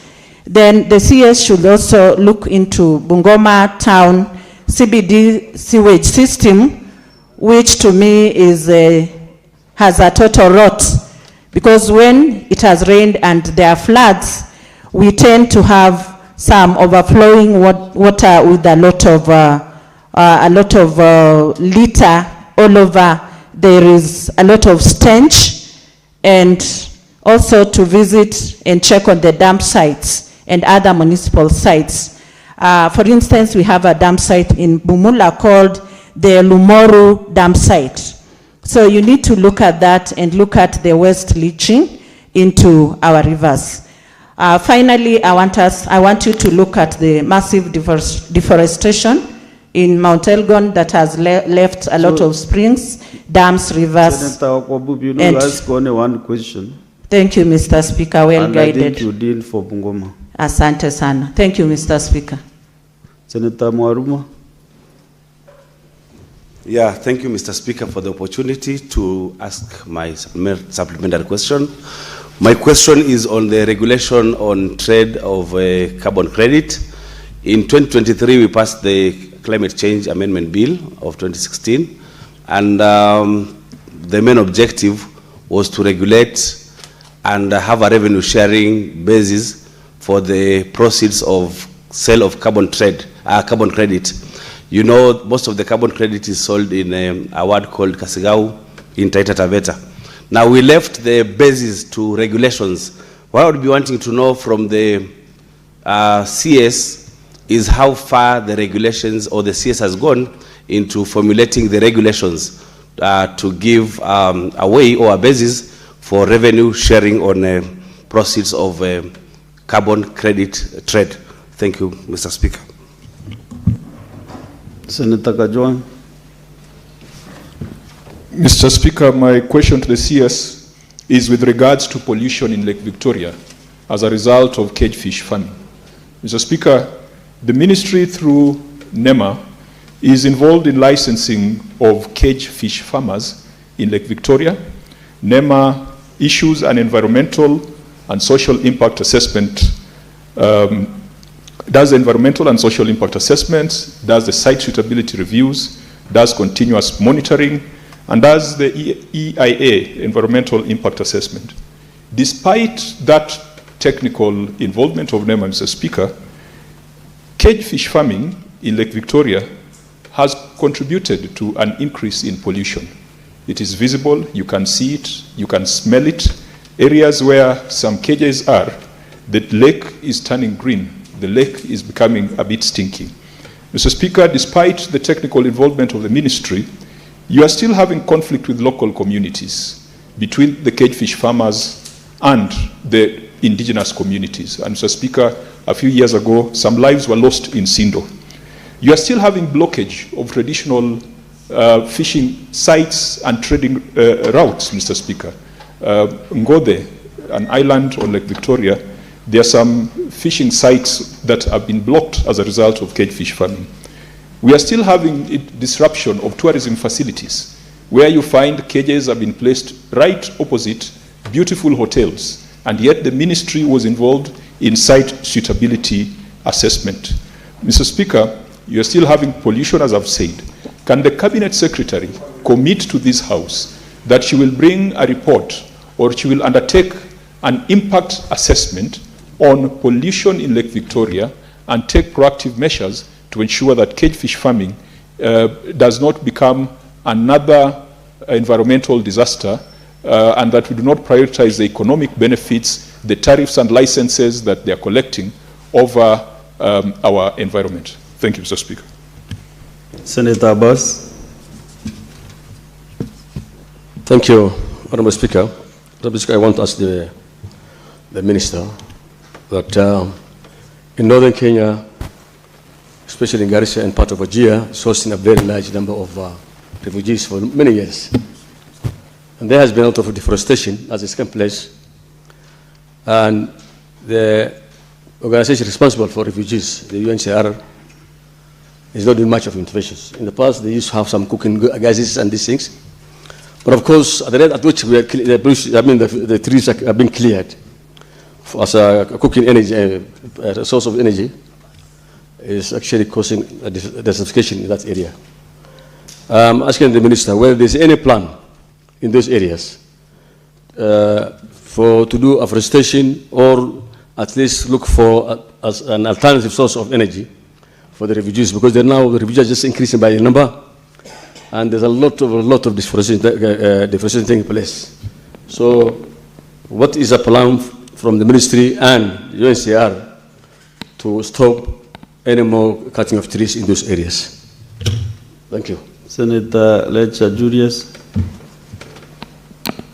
Thank you very much, Mr. Speaker. My question goes to the Minister for Environment. She has teams in counties, which includes West Pokot. But for some reason, her NEMA team is compromised totally. Like there is mining going on in Laminyeusi in West Pokot and Kambikaraya and Takwel and many other places. Now her team does not effectively make sure that the washing of trucks do not take soil taken out of the mining area and clear it or clean it in the rivers. There is river Muruny is terribly polluted, and even Takwel is just terrible. So what can she do, or how can she effect or make her team in counties effective? Because they are just totally compromised. In fact, they are getting a lot of money exchange so that they are not doing their work effectively. Thank you. Senator Seki. Thank you very much, Honorable Speaker. My question also goes to the CS and request to know the mechanism the ministry is putting to mitigate the pollution of industrial pollution in Kajiado, where a number of industries have polluted the environment through the Namanga, the Kajiado, Nairobi Namanga roads. We have a number of industries, and they have polluted the environment to an extent where the the environment, even the habitation of grass, trees have dried up. This matter we have mentioned, I've written to the ministry, and there is no outcomes on that area. And we have quite a number of problems within the area. The community is really, they're having a big problem on that matter. There is a lot of problem. People are getting sick every other day. We have been having issues of cattle taking water through, on water that has been contaminated by flower farms in Isinya River, where there is a small river that is seasonal within that area. We've been having cattle dying over that, and the community have made a lot of problems and even requests and recommendations that this industry must be taken into consideration. So I want to know what is the measures the ministry has taken, yet we have done a number of follow-ups, personally myself, as a senator, and we have there's no outcomes coming in. So we need to have an answer, and people of Kajiado need to have an answer towards that. Senator Shakira. Thank you, Mr. Speaker.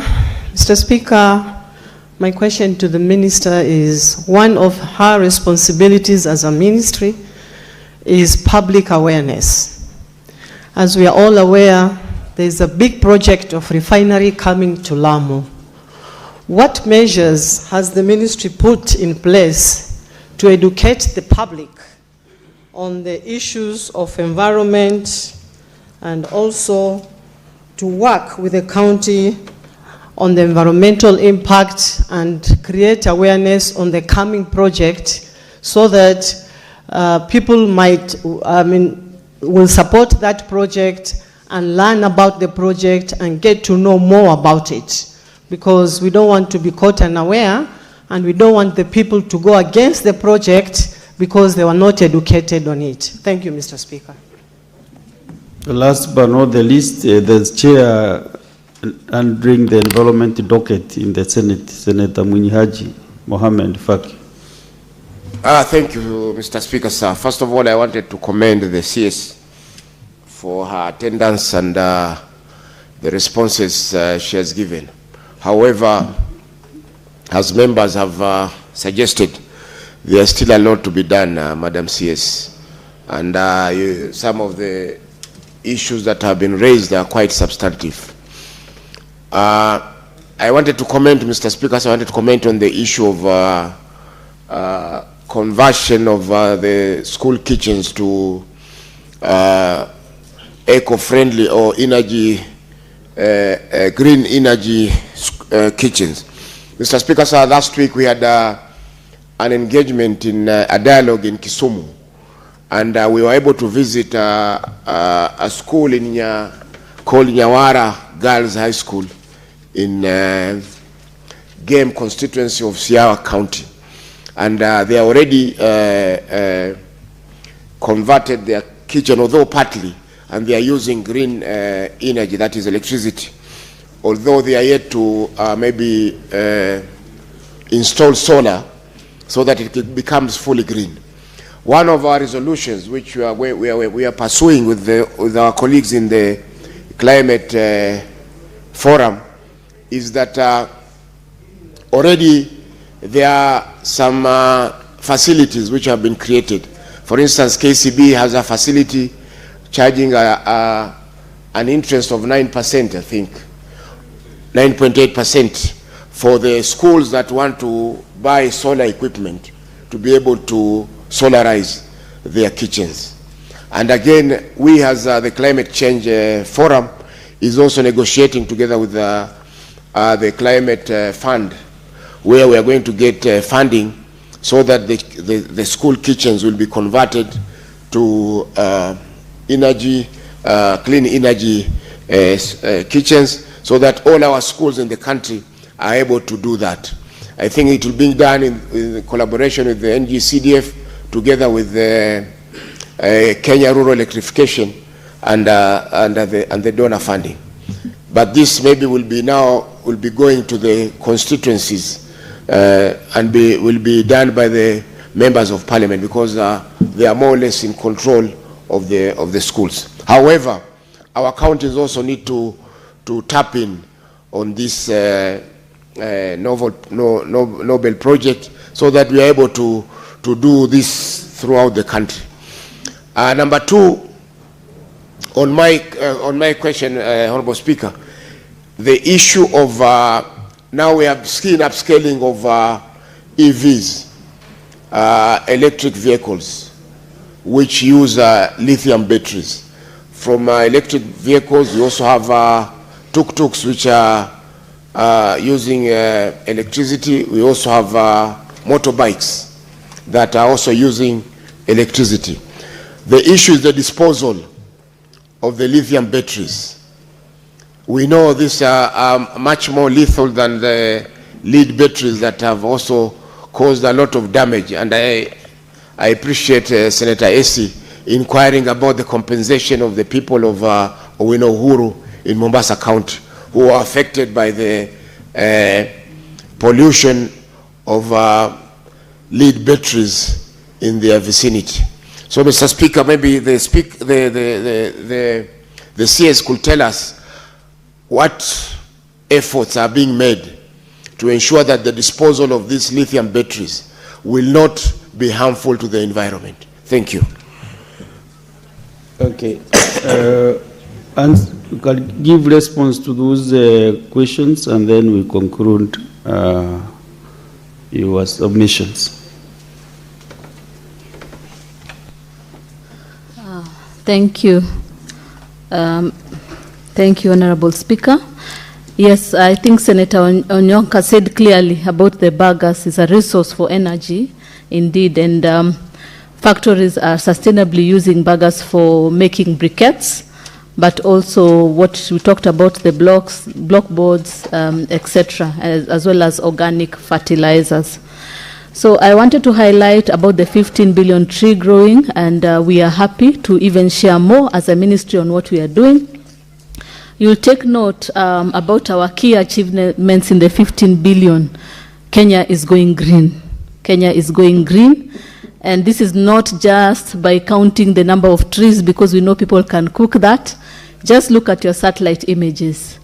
When you look at other countries, our neighbors, Africa, Kenya is indeed going green, and we are one of the top countries when it comes to restoration.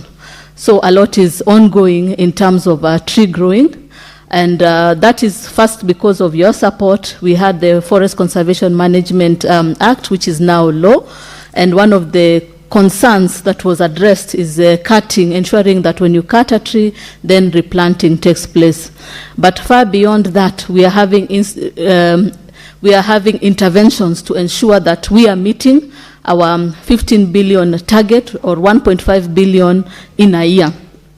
This shows that in the previous administration, what the previous administration was able to do in 5 years, we have surpassed and done that 3 times.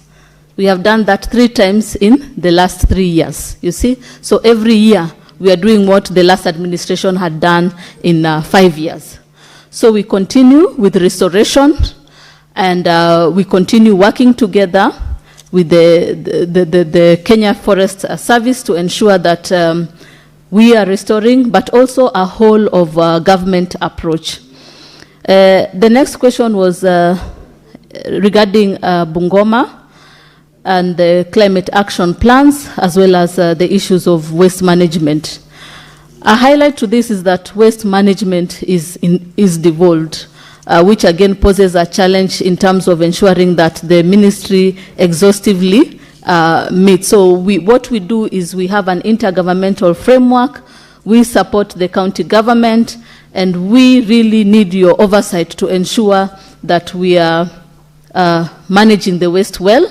But as has been said clearly, we have the regulations in place to support us in those aspects, and we have taken note of that, and we will be sending a team to go and conduct assessment and see how to enforce in Bungoma. So for Mount Elgon, yes, we take note of the deforestation that has occurred, and definitely we are working on that. We'll be launching one of the plans on restoration of Mount Elgon, because it is not only a transboundary ecosystem. It's rich in biodiversity, the monkeys, like the colobus monkey, the elephants. It is a water tower. It is a transboundary, and it has a peace-building initiative attached to it. And far beyond that, we need to restore it.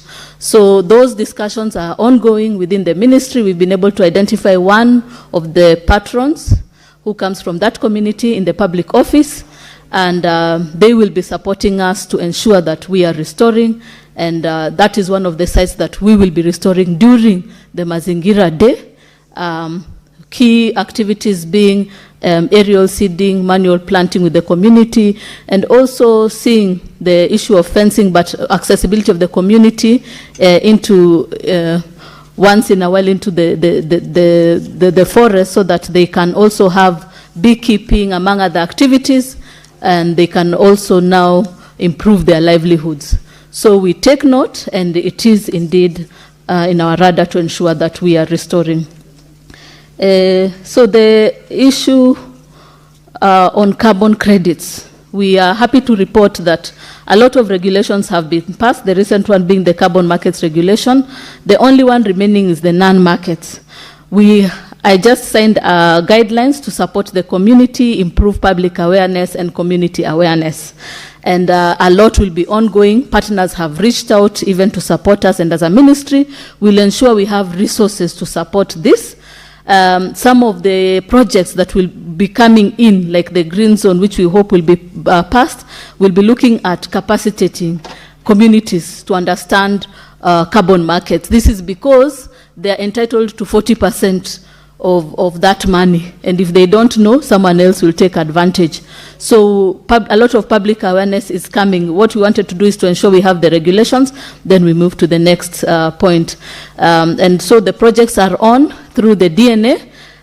We've had multiple projects, and we are encouraging community engagement, and the communities benefit from carbon markets. So for Lake Victoria, Senator Kajwang, we take note. We will bring the report on the EIA on pollution in Lake Victoria and have proactive measures. We have really been looking at how we can support, even through the various agencies like Lake Victoria Basin, among others. As a ministry, we have been able to receive some resources which we will be able to support.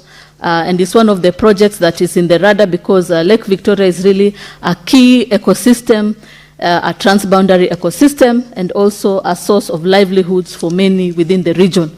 So we can assure you we'll have the report ready, and we also are allocating resources to support in its restoration. The other question was yes, this was a wonderful question, Senator Abbas, on what we are doing in the ASAL region. I'm happy to report that we have been able to receive some resources from World Bank. It's called the KWASIP project. And the ASAL region will really benefit from this. So we are looking at restoration, we are looking at improving livelihoods, and also other environmental conservation initiatives. So you will see us a lot, and I hope you'll be there also present to support us, even as we restore the ASAL regions in Kenya. For electric vehicles, yes, Senator Faki, lithium is indeed a toxic substance that is not good for our people and not good for our environment. And we are happy to report from the EPR. When you look at the EPR, hazardous waste has been looked into. We are working with the PROs, and we said for hazardous waste, it will be for any waste picker who identifies the hazardous waste, they'll be paid 20 shillings per kilogram. So we are encouraging and incentivizing waste pickers and Kenyans to bring these hazardous waste like the lithium products, and then we can manage within the community. So we'll create awareness and use the EPR. But also we have the regulations, definitely, including the chemicals regulation. Also the safe disposal has been addressed within the guidelines of the ministry. Yes, and the question on public participation, yes, we have adequately engaged on public participation, and thank you so much for highlighting what has been done in the clean cooking space. However, we still request for more time to consolidate everything because it's a multi-agency implementation strategy led by the Ministry of Energy. So I think we have been able to answer all the questions, and for Kajiado, we have also mapped out, and we will send people there to address those issues and enforce in terms of ensuring our environment is safe. The refinery, yes, we take note of that, and we'll be working, the lead ministry is the Ministry of Energy, but NEMA will work with them to ensure that we are creating public awareness. Definitely EIA must be done, and also ensure that implementation is seamless, even as we look at a safe, healthy, and clean environment, so that our people are not affected. Thank you. So that was the head of the session with the CS. Thank you, Madam CS, for creating time to appear before the Senate. The commitments that you have made, make sure that you furnish the office of the clerk with the information that you have committed to do. So thank you very much, and continue. You see, environment as a challenge, so continue. The issue is the inspections and how you are able to make sure that whatever is happening is monitored in the industry, and also, the counties, how also you work with the counties, especially in solid waste management. The national government will come up with clear policies, because the whole country is polluted. There is no county which is clean. Even though this is a devolved function, how can the national government intervene to ensure that there is no pollution in the counties? So thank you very much. I hope you have captured all the issues that members have raised. Okay. So clerk, next order.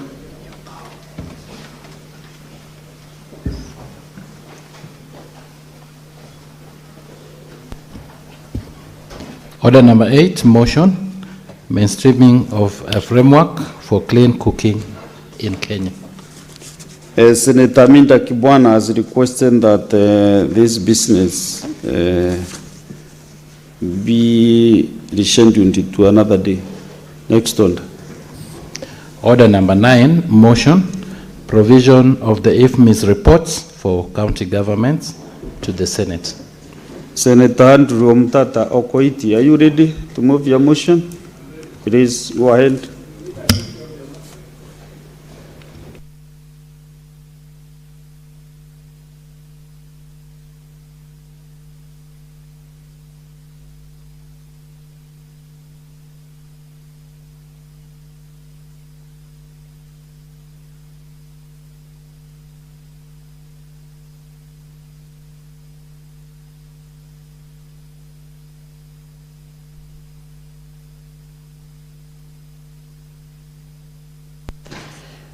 Mr. Speaker, sir,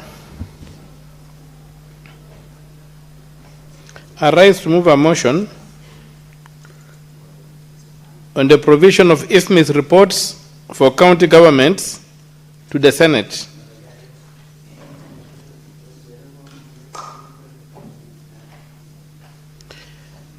That, aware that Article 96 of the Constitution provides that the Senate represents the counties and serves to protect their interests, determines the allocation of national revenue among counties as provided in Article 217, and exercises oversight over national revenue allocated to the county governments. Further, aware that in the case of Senate versus Council of Governors and 6 others, that is petition number 24 and 27 of 2019 consolidated 2022 brackets KESC 57 KLR, the Supreme Court affirmed that the Senate's oversight authority extends to both nationally allocated and locally generated revenue. Concerned that senators are constrained by lack of access to real-time data from the IFMI system for the respective counties they represent, thus affecting effective oversight of county governments. Further concerned that, in some instances, data and information presented to the Senate by the Auditor General and the Control of Budget are received and considered late as a result of the backlog, resulting into too much information not getting properly reviewed by the senators, noting that as a result of unchecked financial information and systems, county governments have continued to accumulate pending bills resulting from unplanned expenditures, unaccounted for and inflated costs of projects.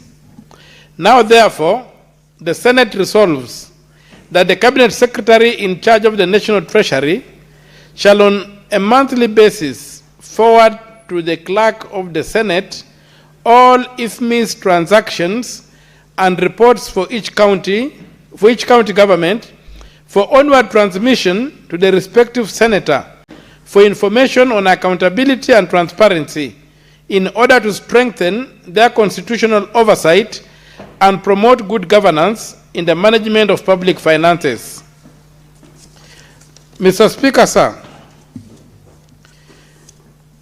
this motion is intended to cure a very, very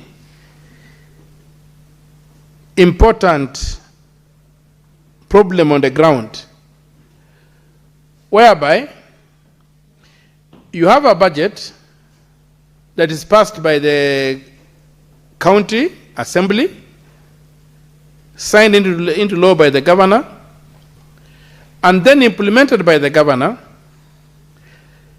And then at that point, everybody goes blind. Only the governor and these people know what is happening. Payments are effected, contracts are done, payments are made, but you don't know what has been paid for. Nobody knows what has been paid for. If you go to the control of budget, the control of budget tells you they do not even have read-only access to the IFMI's payments. The IFMI's payments have become extremely opaque, and a lot of mischief then takes place, Mr. Speaker. You have got the questions of procurements being voided, and procurements which have not been approved through the system being carried out and paid for, and the genuine procurements remain unpaid, and they graduate what we are being called pending bills. Ideally, Mr. Speaker, a county, representing a county, should be able to look at the financial transactions of that county in almost real time to know which projects are being paid for. And once you know that a project A has been paid for, you can go ahead and look out in the budget and say, okay, what's the status of this? Does the status of the project on the ground? Is it commensurate with what is being paid for? Without that, Mr. Speaker, you end up encountering projects being done. You don't know at what level they are. You don't know what certificates have been issued. You don't know whether they have been paid for or not. You don't know whether they have stalled. And the county then just is at the mercy of the governor and his people.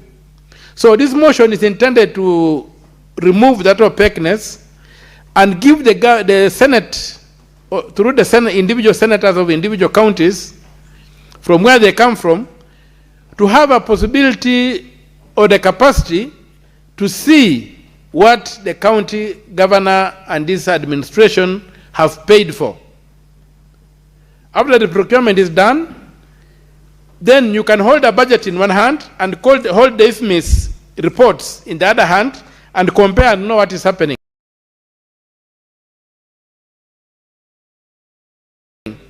Otherwise, we are totally constrained, Mr. Speaker, when you go to the ground and you do not have a starting point.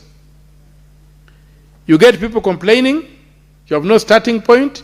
The county assemblies have already passed the budget. The governor is implementing the budget in a manner that is not transparent. And you, who is supposed to do the oversight, are left there gazing what might have happened. These documents, Mr. Speaker, should be available. They don't qualify. The IFMIS does not qualify for the documents which are not supposed to be disclosed under the Access to Information Act. The Access to Information Act clearly has a category of the kind of information that should not be disclosed. It does not go to the point whereby the IFMIS payments which have been paid out are kept secret. And yet we live in a world whereby when you go to the Public Finance Management Act, it requires that all contracts be published. So the contract, you are doing a contract in a village, you are building a road, let us know at what stage the road is, that has been paid for this road. Let us know what is being paid for. And that way, Mr. Speaker, we'll be able to understand the extent to which the budget is being implemented, and we'll also be able to question these things called pending bills. Mr. Speaker, if we don't do that, we are going to end up in a situation whereby we fight here, we send money to the counties, and then we don't know how the money is being utilized. We have a responsibility to follow that money, to look at how it is being used, and not to do it in a manner that you are depending on hearsay, that somebody is telling you, do you know this has happened, do you know that has happened? Then you end up sometimes not being able to perform effectively, but we shall be able to do a scientific oversight of the governors. We'll be able to say, this item has been paid for. Where on the ground is it? This item was budgeted for so much. How come it has been split and paid several times? This procurement was approved. Why was it voided in the system? And if it was voided, where is the money? If senators can have that capacity to have these reports in the manner requested in the motion, we'll be able to check the utilization of funds in the counties. Otherwise, we are left running around not knowing what has happened. Even if you go to a project, Mr. Speaker, on the ground and you find that the project has not been completed, you have got no capacity to tell whether that project has been paid for or not, what the problem is. But if we had access to the IFMIS records, the vote books and what have you, it will be very easy for us to get there and say that this particular item has been paid for, but has not been delivered. So the importance of having access to the payments that have been made by the county government to third parties is extremely important. It cannot be overstated. It speaks for itself, and especially for us who have got the obligation at the end of the day to tell the electorate, those who elected us, what the governor is doing in the county. This one is a motion that we should make sure is passed, and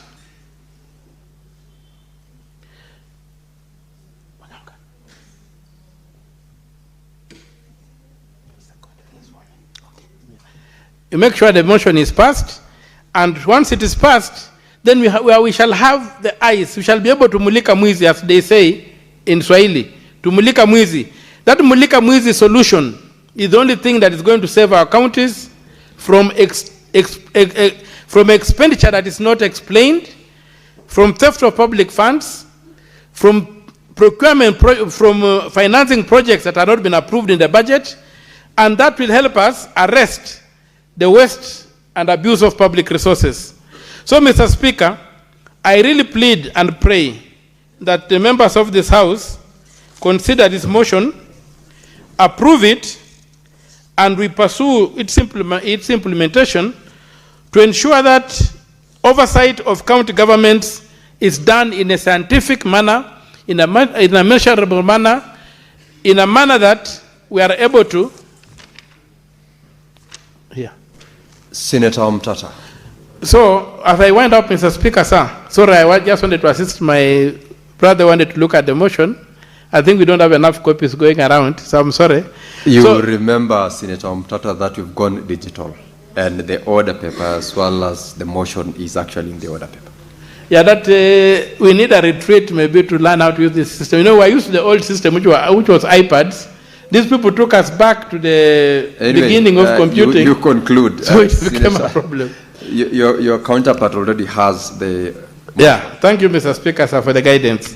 So I plead with the House that we pass this motion so that we can be able to mulika mwizi on the ground, so that any money be leaving the county treasury is known to the senator from that county in real time. And if there's any mischief being played, the senator can intervene and stop it. Otherwise, we are being treated like whatever you call those doctors pathologists who look at the dead bodies. Senators were never intended to come after the event and flail our hands and say, oh my God, this happened like this. We should be able to intervene in real time and check the governors. But we cannot do that when our eyes are closed. We must do that with the capacity to look at the IFMIS and say, this amount of money moved to this person the other day. What was being paid for? What has been done in the county? That way our people will benefit, the Senate will become effective, and the individual senators will not be held to unnecessary questions when they go to the ground and they also look lost. So, Mr. Speaker, with those few remarks, I move the motion. Thank you. And I ask Mr. Onyonka Senator Onyonka to second the motion rather. Senator Onyonga, the floor is yours. Mr. Speaker, I would not have stood here to second a motion that has been brought by one of the most incredible human beings I've ever met, known as Mr. Okia Omtata, who has made some of us become accountants.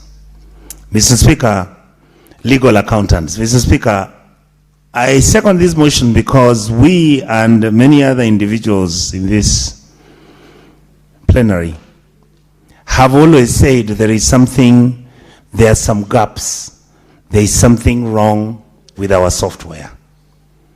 The software we keep talking about, Mr. Speaker, is not for a mobile phone or software which is meant to be for a computer. It is the fact that if we do not have the software that is going to run our financials in such a manner that we have prudence, we have real-time explanation of how money is moving from one department to the other, how money is being paid to contractors, how money is being released to different government departments and county government departments. Then, Mr. Speaker, the truth is, all we ever do is whitewash the Auditor General's reports after the fact, after the money has been squandered, after the money has been transferred.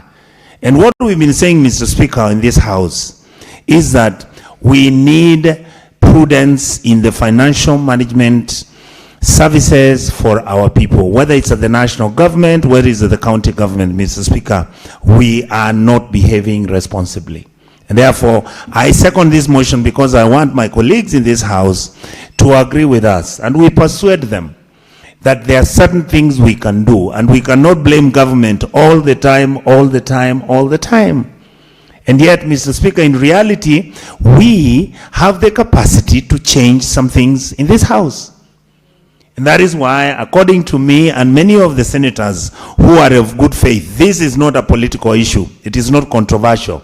It's about our job is basically to oversight resources that are released as shareable revenue from the national government to the county governments. And yet, we are not having the capacity to oversight, to audit, or even to actually question some of the transactions which are going on in our county governments. Whether these transactions are pre-budget, whether it is post-budget, whether it is pre-procurement, I mean, everything looks like the whole system is actually leaking. And Mr. Speaker, I therefore would like to say I second this motion and I plead with my colleagues in this House that this is a low-lying fruit. We can actually squeeze the valves which are letting our funds to be misappropriated by unscrupulous people. Some governors are doing excellent work, but some of them are really doing shoddy work. Thank you, Mr. Speaker,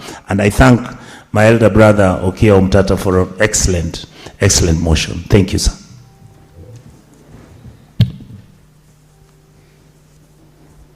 Now, honorable senators, I proceed to propose the question that, aware that Article 96 of the Constitution provides that the Senate represents the counties and serves to protect their interests, determines the allocation of national revenue among counties as provided in Article 217, and exercises oversight over national revenue allocated to county governments.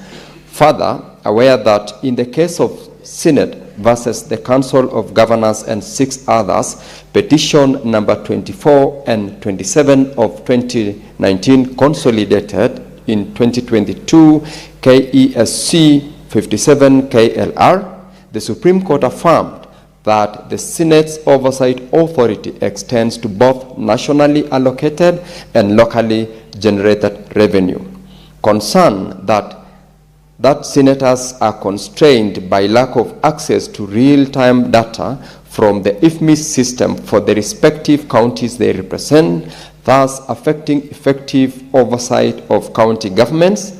Further, concerned that in some instances, data and information presented to the Senate by the Auditor General and the Controller of Budget are received and considered late as a result of the backlog, resulting into much information not getting properly reviewed by senators. Noting that as a result of unchecked financial information and systems, county governments have continued to accumulate pending bills resulting from unplanned expenditures, unaccounted for, and inflated cost of projects. Now, therefore, the Senate resolves that the Cabinet Secretary in charge of the National Treasury shall on a monthly basis forward to the Clerk of the Senate all IFMIS transactions and reports for each county government for onward transmission to the respective senator for information on accountability and transparency in order to strengthen their constitutional oversight and promote good governance in the management of public finances. Honorable Senators, the motion is now available for your contributions, and I will invite Senator Monteti is not in the House, Senator Manzo to proceed. Thank you.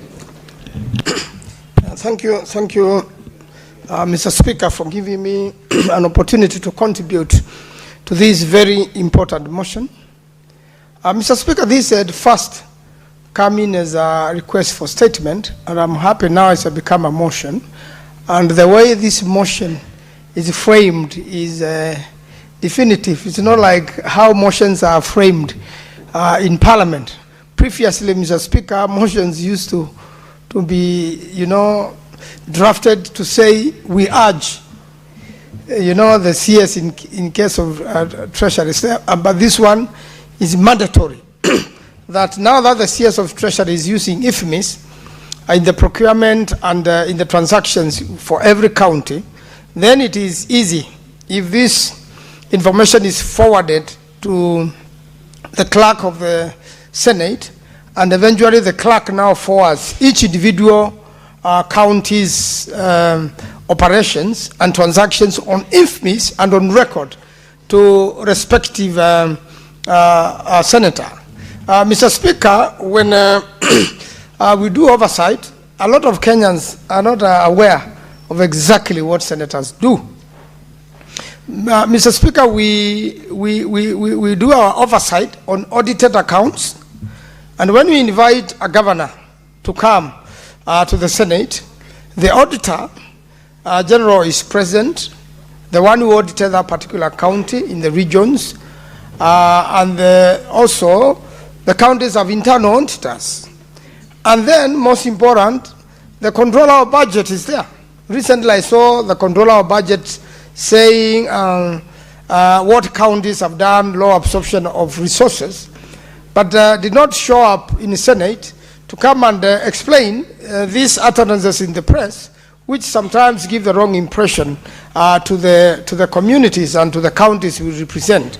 And I'm looking forward to when the controller of budget is in the House, that she can explain this low absorption of funds and why. Because a lot of times the government announces that monies to the counties have been released, and then it takes another 3-4 months, and you know the financial cycle is within a year.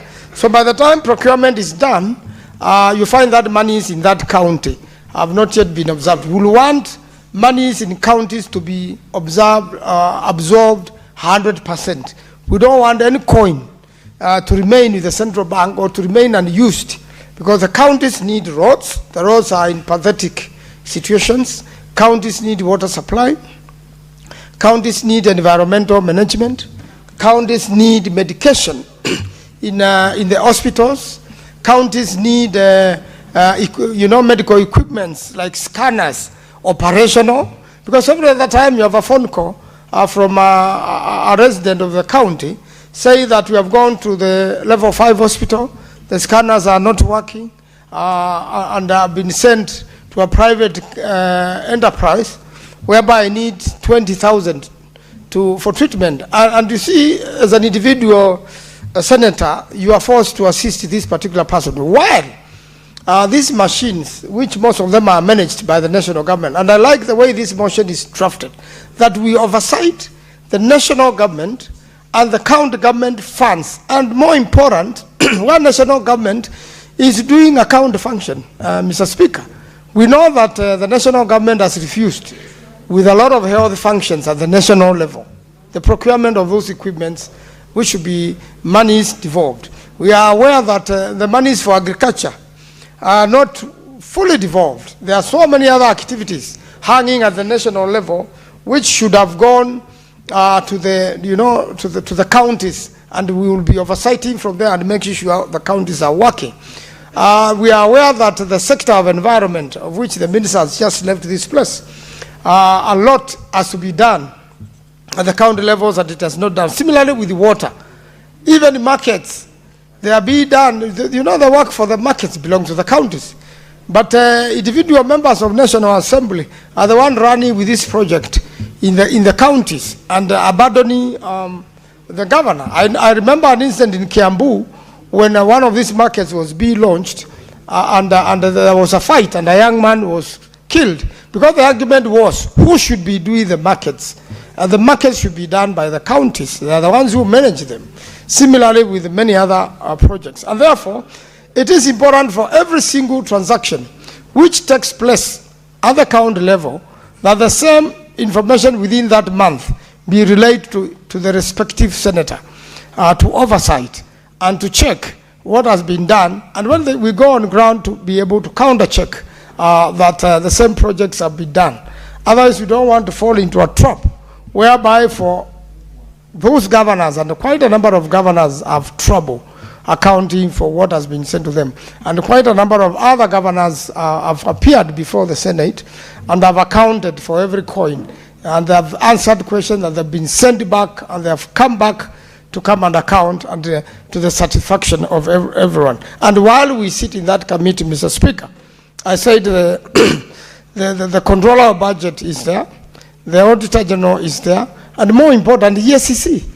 So that if EACC picks a certain thing going wrong in a certain county, they can be able to investigate and go forward. But I don't think that is sufficient. Even when those three sit there with us to help us oversight, there is a lot of compromising and compromises going on.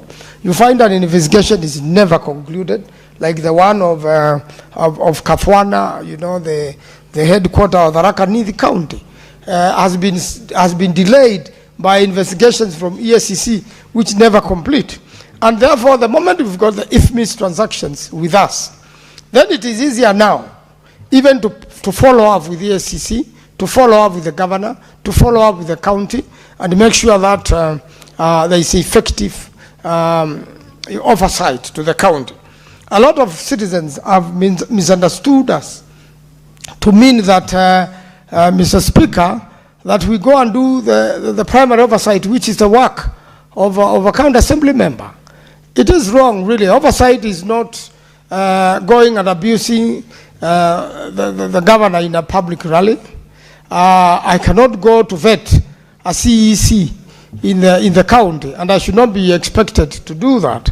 That's the work of the local assembly, and the county assembly should be able to do that, and many other things they should be able to ask and question the county government. They have powers to summon the CECs, and we have handled several impeachment motions here. If a governor is not performing and has breached the constitution and has done a few things the county assemblies are not happy with, they impeach, and then they bring to this chamber to confirm whether the impeachment was properly done or not. And if so, we go on, try the governor, and render a verdict. So, Mr. Speaker, while supporting this motion, I think it is important we need to come out strong, guns blazing in oversight, so that the counties will represent, know that we have fully done our job and we have fully accomplished and made sure that everything has been done in accordance with the law and the constitution. And that's why this motion is important. So that, Mr. Speaker, for every month, I should be able to go to the clerk, or the clerk should be able to forward to my office, and I can monitor and assess every single transaction the county government has conducted and what it was for and whether that particular job was properly done. I thank you, Mr. Speaker. I support. Senator Abbas. Thank you, Honorable Speaker. Honorable Speaker, I wish also to contribute on this motion. Actually, this is a very, very important motion. As we enter the first phase of since devolution started, there has been a lot of problems in the counties in terms of financial management.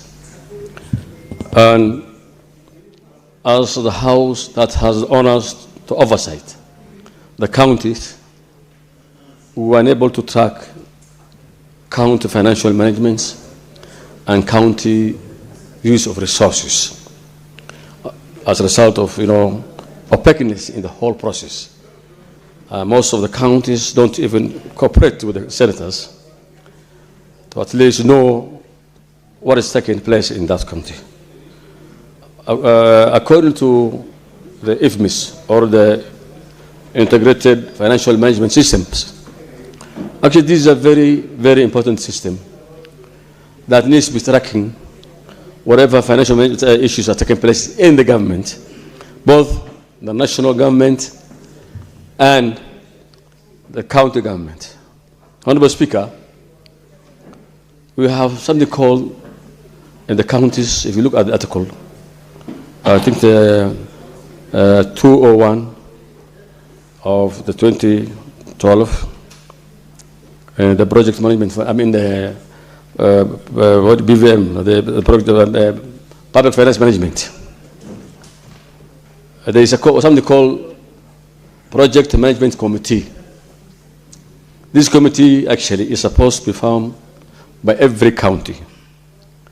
That this committee is actually has a responsibility to be involved in all plannings and commitments that are made, and they have a responsibility to see what kind of project is done within the counties. This actually engages the public, representatives, women, youth, leaders like the senators are supposed to be members of these committees. Of this committee of the project management. But however, the counties have avoided forming these project management committees in their respective counties. Specifically, the Senate is supposed to be actually a member of this committee. And that is the only way, by forming these committees, the BMC, that the senator can be able to track and know how much money has been sent in the county and what kind of project has been done. And I think beside of having the IFMIS report, I think this House must compel that all counties must form the the project management committees, so that at least we can be able to monitor. Senators can be able to engage themselves and involve themselves in activities taking place in the counties. With this kind of avoiding the senators to be participating in whatever is doing and whatever is going in the counties, I think it will not be right for us to be the oversight, to have the oversight responsibility.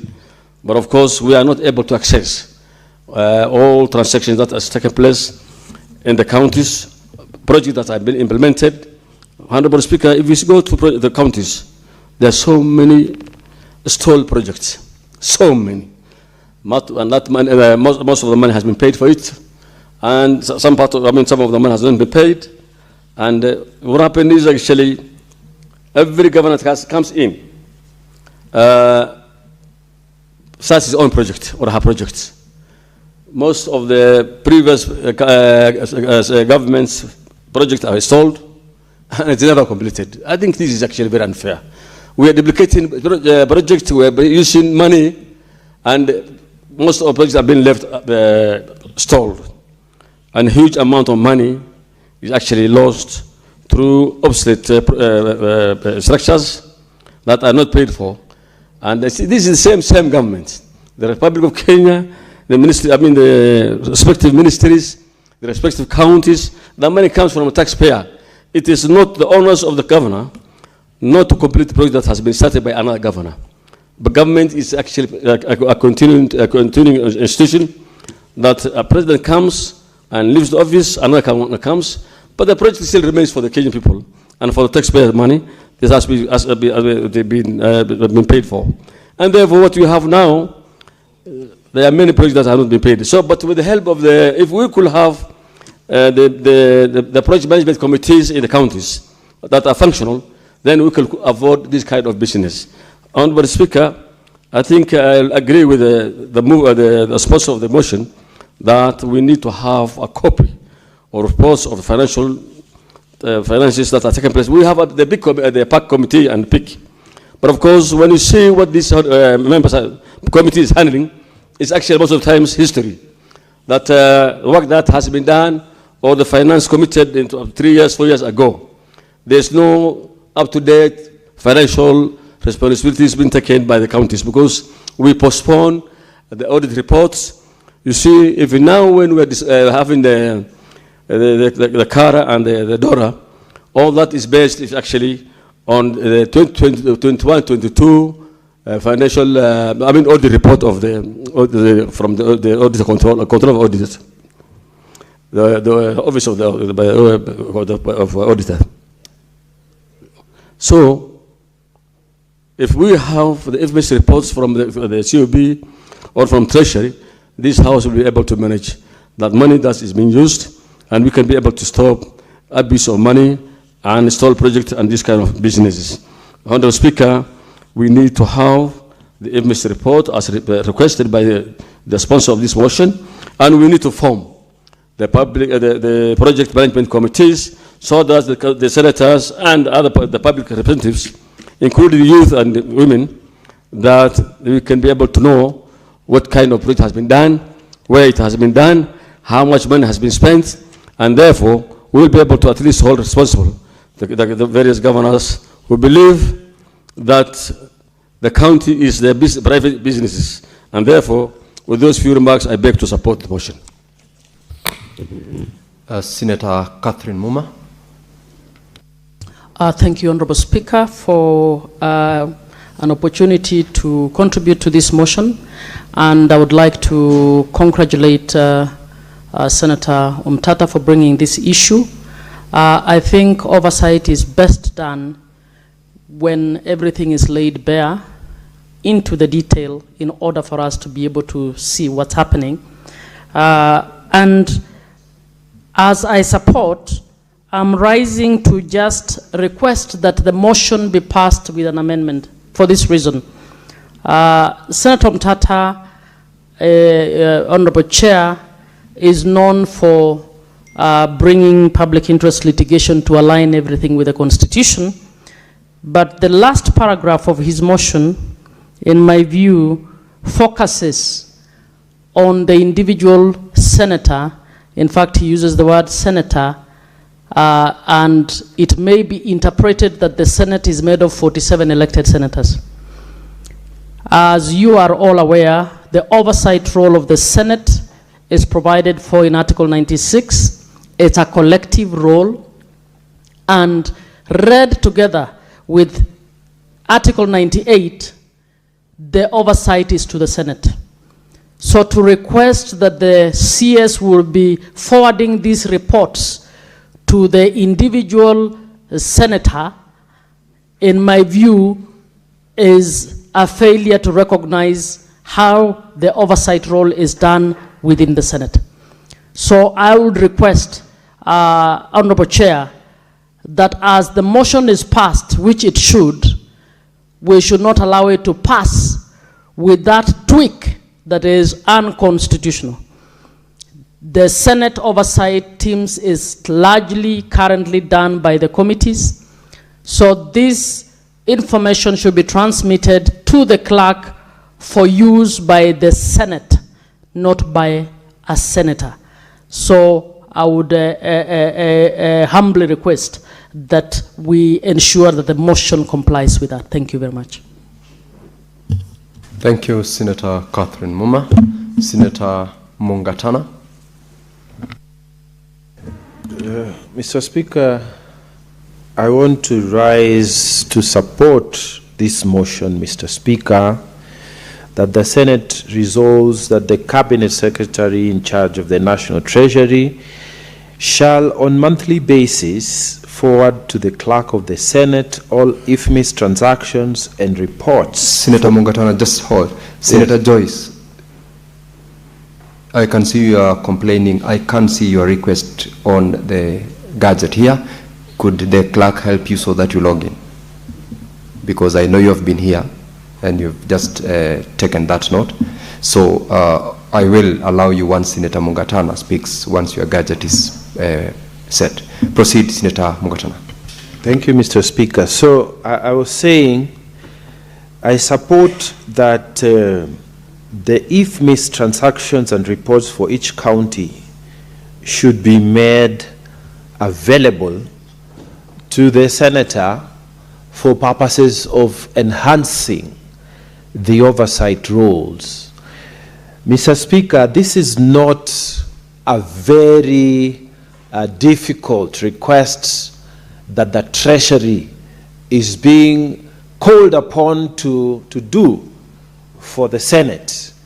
Why I say so, Mr. Speaker, is that already as a senator of Tana River County, I receive exchequer releases from the Treasury. Somebody always sends me that information so that you are up to date on what is being released by the Treasury. So my first point is, this is a matter of simply complying with a request from the Senate. You look for the figures, you compile them, and you transmit them. The National Treasury is already doing that when it releases exchequer reports in terms of the spendings that are being sent all over the country. So I would first of all want to urge that the Treasury should straight away comply once we pass this. There's nothing difficult about doing this. Number two, Mr. Speaker, I support this motion because it enhances the overall function of accountability that must be borne by the governors of this Republic of Kenya. Mr. Speaker, right now we are limited in terms of acting in real time. You know, Mr. Speaker, we are dealing with audit reports. The Auditor General brings the reports to the Senate, and we start examining those reports after the act has happened. Mr. Speaker, this means we are morticians. We are doing post-mortem analysis of how the funds have been misused or used by the governors of the 47 counties. So, Mr. Speaker, the good thing about this motion is that it is bringing real-time information to the senators, so that, Mr. Speaker, you are able to know that if IFMIS is releasing this kind of money, there's this transaction that has happened, then we are able to trace and we are able to make the necessary political influence on those transactions. And even, Mr. Speaker, we are able in real time to raise the issues so that, Mr. Speaker, we are able to prevent the happening of corruption. We don't have to wait, Mr. Speaker, for the corruption to happen. Then we come to do a postmortem in the Senate. So, Mr. Speaker, I think this is a beautiful development of management of our funds. Why I say so, Mr. Speaker, is because in the past, in 2003, Mr. Speaker, we passed the national, we used to call it the CDF Act in those days. And the CDF Act, Mr. Speaker, did not have rules, did not have regulations. It had absolutely, you know, it was a free kind of money that was put on the table, and many members of parliament misused it. And Mr. Speaker, I remember that members of parliament at that time, they would be the chair of the CDF itself. I remember one particular member of parliament, Mr. Speaker, who was the chair. He appointed his wife as the treasurer, his son as the secretary of CDF, and told them to sign their part for the withdrawal. So whenever he needed money for use, for whatever, he would just put his signature as is the last signature, and money is withdrawn, and you can imagine the amount of misuse that was there. Mr. Speaker, I even remember one particular member of parliament who used to use the CDF as his personal kitty for Harambes. And I know that that parliamentarian was followed even into court, and he served a short stint. Mr. Speaker, the national CDF at that time, after 10 years, in 2013, it was amended to make it better in terms of management of funds. Mr. Speaker, after the new constitution, it was again amended following a court decision to make it now the National Government Constituency Development Fund. So the point I'm putting is that even the CDF, it has had its progression towards superior management of public funds.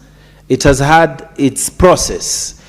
Mr. Speaker, what we are saying with this improvement in the IFMI system, we are saying where it is, it's not good enough. It's not a good tool for us to use to track the information of the transactions that are being done at the county level. So what we are saying is that with this motion, it will convert the Senate from merely dealing with audited reports, some of which are old, from being morticians to dealing with things that are real time, Mr. Speaker.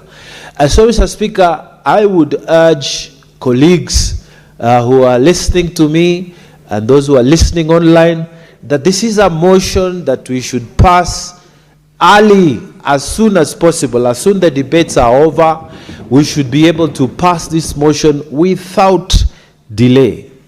Mr. Speaker, real-time management, real-time overseeing of transactions gives us the advantage of saving, gives us the advantage of prevention. And the Englishman some time ago wrote and said the prevention is better than cure. And Mr. Speaker, I remember in particular in Tana River County, there was a planned trip to go to Canada, Mr. Speaker, by the governor and some fellows in the county to go and learn about governance, Mr. Speaker. And you're talking about a governor who has been a member of parliament, who is a retired major in the army. So there's nothing that they were going to learn. And Mr. Speaker, where were they going? They were going to some small county in Canada, you know, to learn about governance for 2 weeks. When you cost that together with the people who are going to accompany, the county was going to spend about 12 million shillings in one trip, Mr. Speaker. And so, because of the communications that were there, the office of the senator took it up. And Mr. Speaker, we pushed with Canadian embassy, we even wrote to that county there and told them this is wastage, that the county has been misusing funds and there is nothing they were going to learn. And finally, Mr. Speaker, that trip never happened.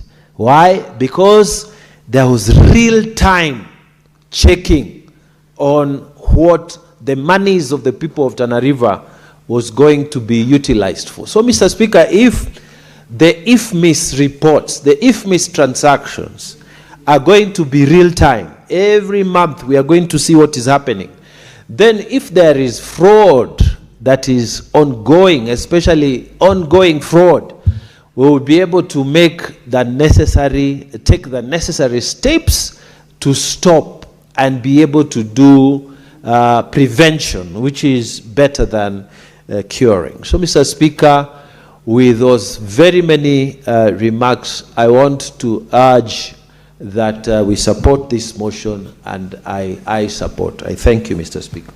Thank you, Senator Mungatana. I will now allow Senator Joyce Korir to make her contributions.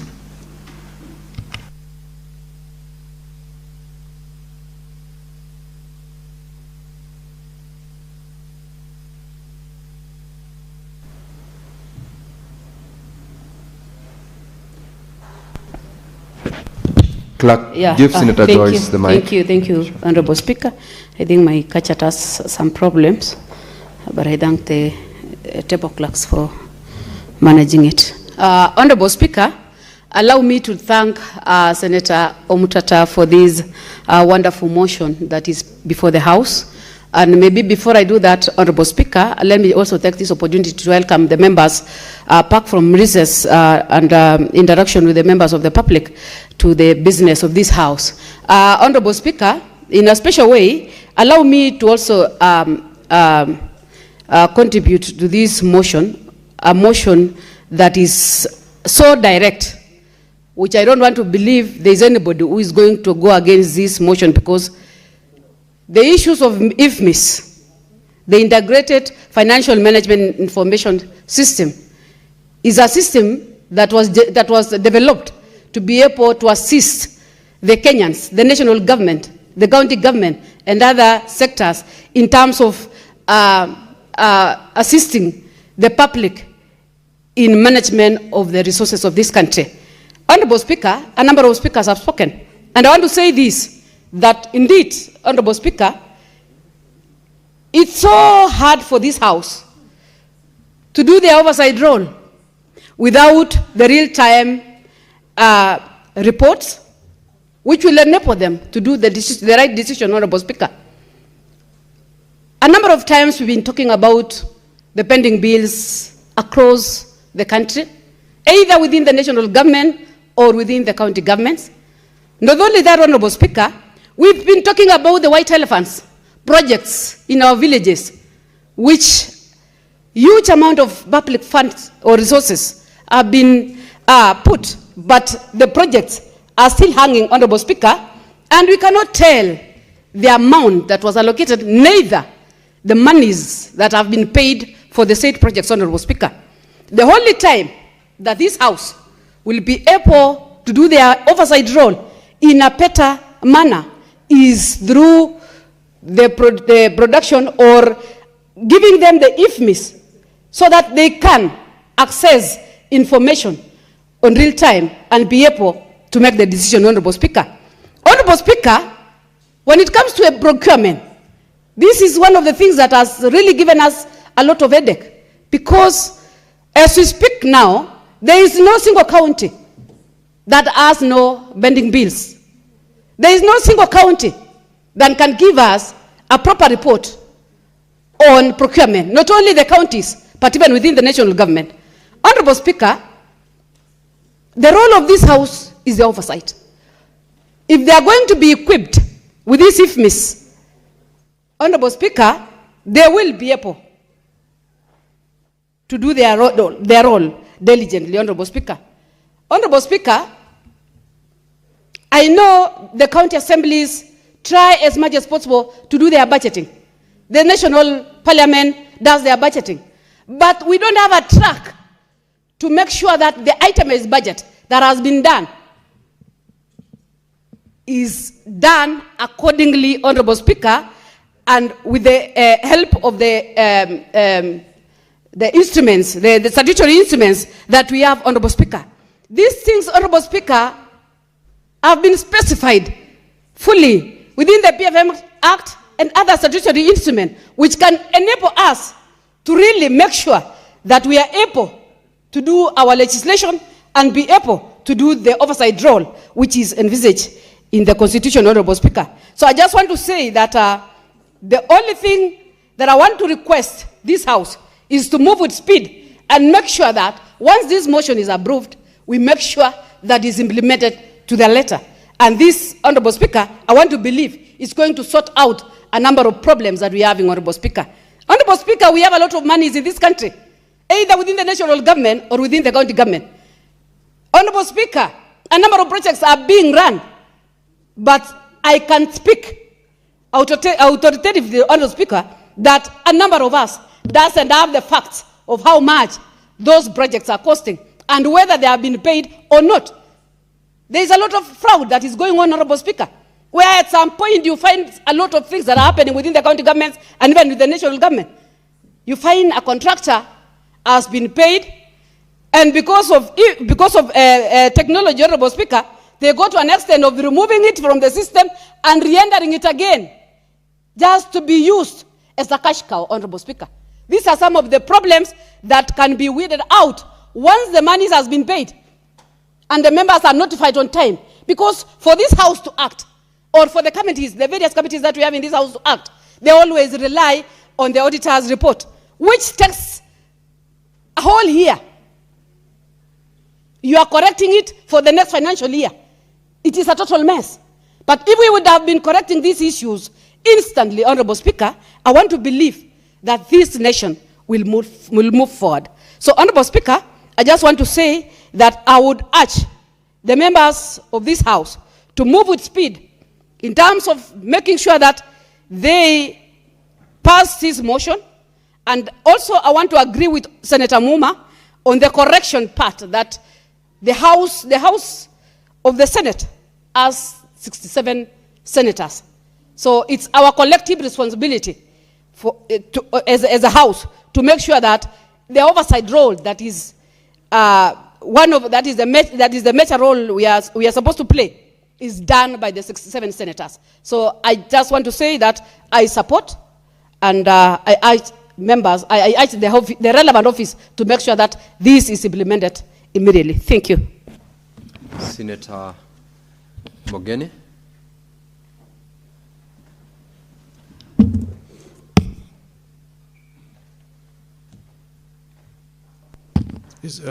Thank you, Mr. Speaker. Mr. Speaker, I want to first thank the Senator for Busia, Senator Okia Omtata, for bringing this very, very progressive motion, Mr. Speaker. A motion that will, in a very great way, assist the senators in undertaking their oversight responsibilities within our respective counties. And Mr. Speaker, you must acknowledge that the people of Busia did this senator a very big favor by electing Senator Umtata, a man who has created an excellent record in litigating in our courts public interest cases, including the case that he has cited in this motion, Senate versus Council of Governors, petition number 24 and 27 of 2019. Mr. Speaker, looking at this motion, the main intention is to ensure that we extend the ambit of transparency and accountability on the use of public resources so that our governors can operate a system that is accessible to Kenyans and one that they have no fear if a third party is also going through to ensure that they are acting in compliance, in compliance with the Constitution and all financial regulation and laws of this country. Mr. Speaker, I want to draw the attention of this House, the kind of collaboration that exists in the House of Commons between the House of Commons and the Office of Controller, Auditor General in the House of Commons. The two, Mr. Speaker, work hand in hand. Because the intention, Mr. Speaker, is to ensure that public resources are used for their intended purposes. These two offices should work hand in hand. And now that these are now open, Mr. Speaker, remember that this Third Senate of the Republic of Kenya has now empowered senators with a fund, a small fund that helps senators undertake their oversight role. Mr. Speaker, the two should work hand in hand with the Office of the Auditor General. You have staff, Mr. Speaker, that work in your county office, Senator Vice Chair, Senator Joyce. We know that as the PAC we have supported the nominated senators with a few staff also. Mr. Speaker, these officers should work together with the Office of Auditor General and the Office of the Controller of Budget so that we are able to monitor how requisitions are made and payments are made by county governments, Mr. Speaker. In the UK, Mr. Speaker, they even do value for money reports because it's not about payments. We want to see that when you issue a tender and you're undertaking a project, there should be value for money, Mr. Speaker. I don't know what happens in other counties, but I've tried to follow. For example, budgetary allocations for water projects in my county of Nyamira. Mr. Speaker, every project I've visited, the only thing that the governor does is to drill a borehole. Once he has drilled the borehole, and he sets, for those ones who are lucky, he sets a kiosk, water kiosk, in that particular borehole. That is the end. If you were to talk about value for money, Mr. Speaker, once you drill a borehole, you should connect water to homes. Civilization demands, Mr. Speaker, that we supply water to our women. When I go to Nyamira, Mr. Speaker, I don't want to see my women going to collect water from a borehole that is 1.2 kilometers from their houses.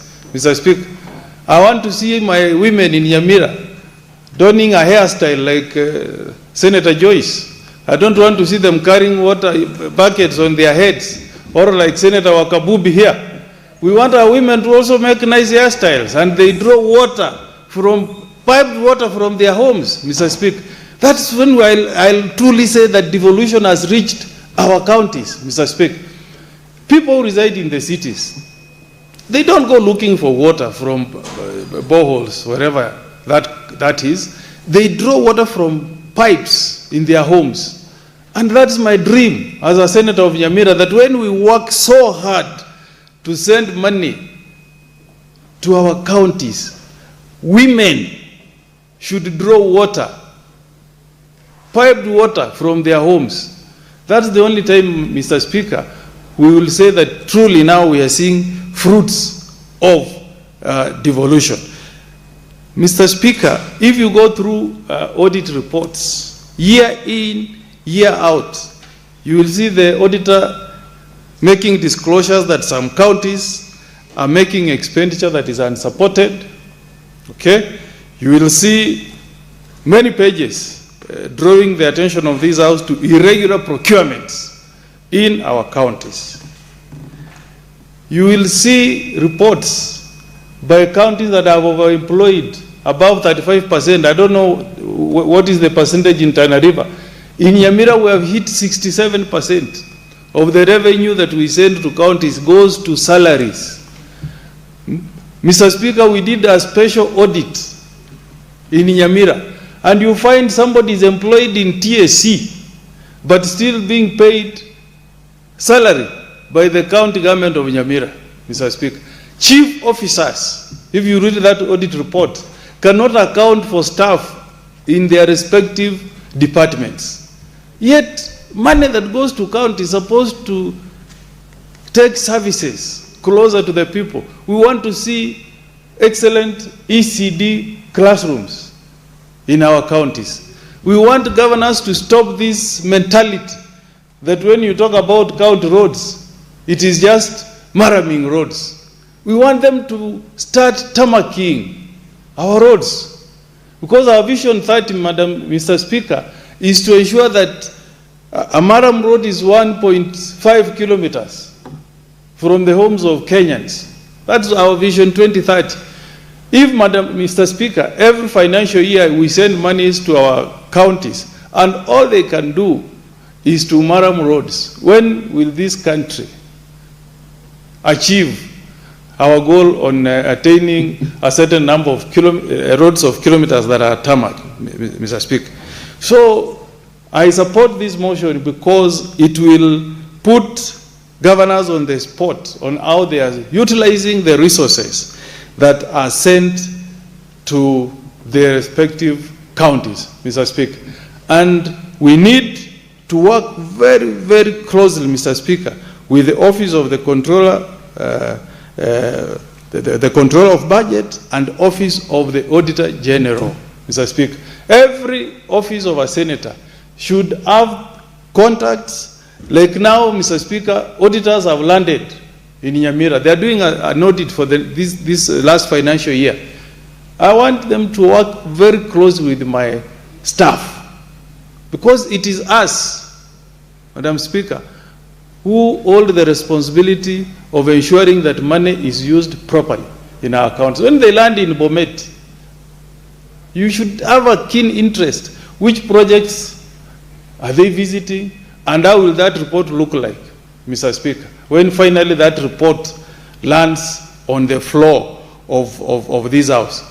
I've received reports, Mr. Speaker, that the governor of Nyamira has done something that is unprecedented. That as soon as auditors, external auditors landed in Nyamira, Mr. Speaker, he has suspended the internal auditor. I mean, you know Section 65 of the County Governments Act. The only office that has authority to hire and fire is County Public Service Board. A governor has got no authority to hire or to fire a member of staff, more so an internal auditor.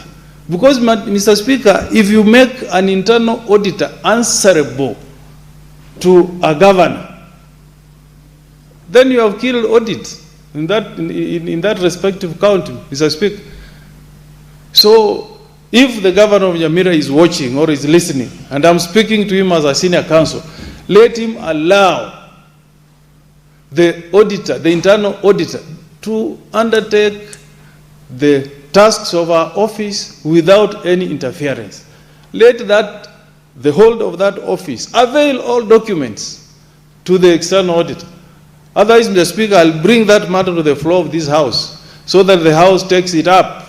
If we allow staff who are supposed to be independent in our counties to be harassed by governors, we are going to kill accountability and transparency in our respective counties. So I support this motion by my good friend Senator Okia Omtata.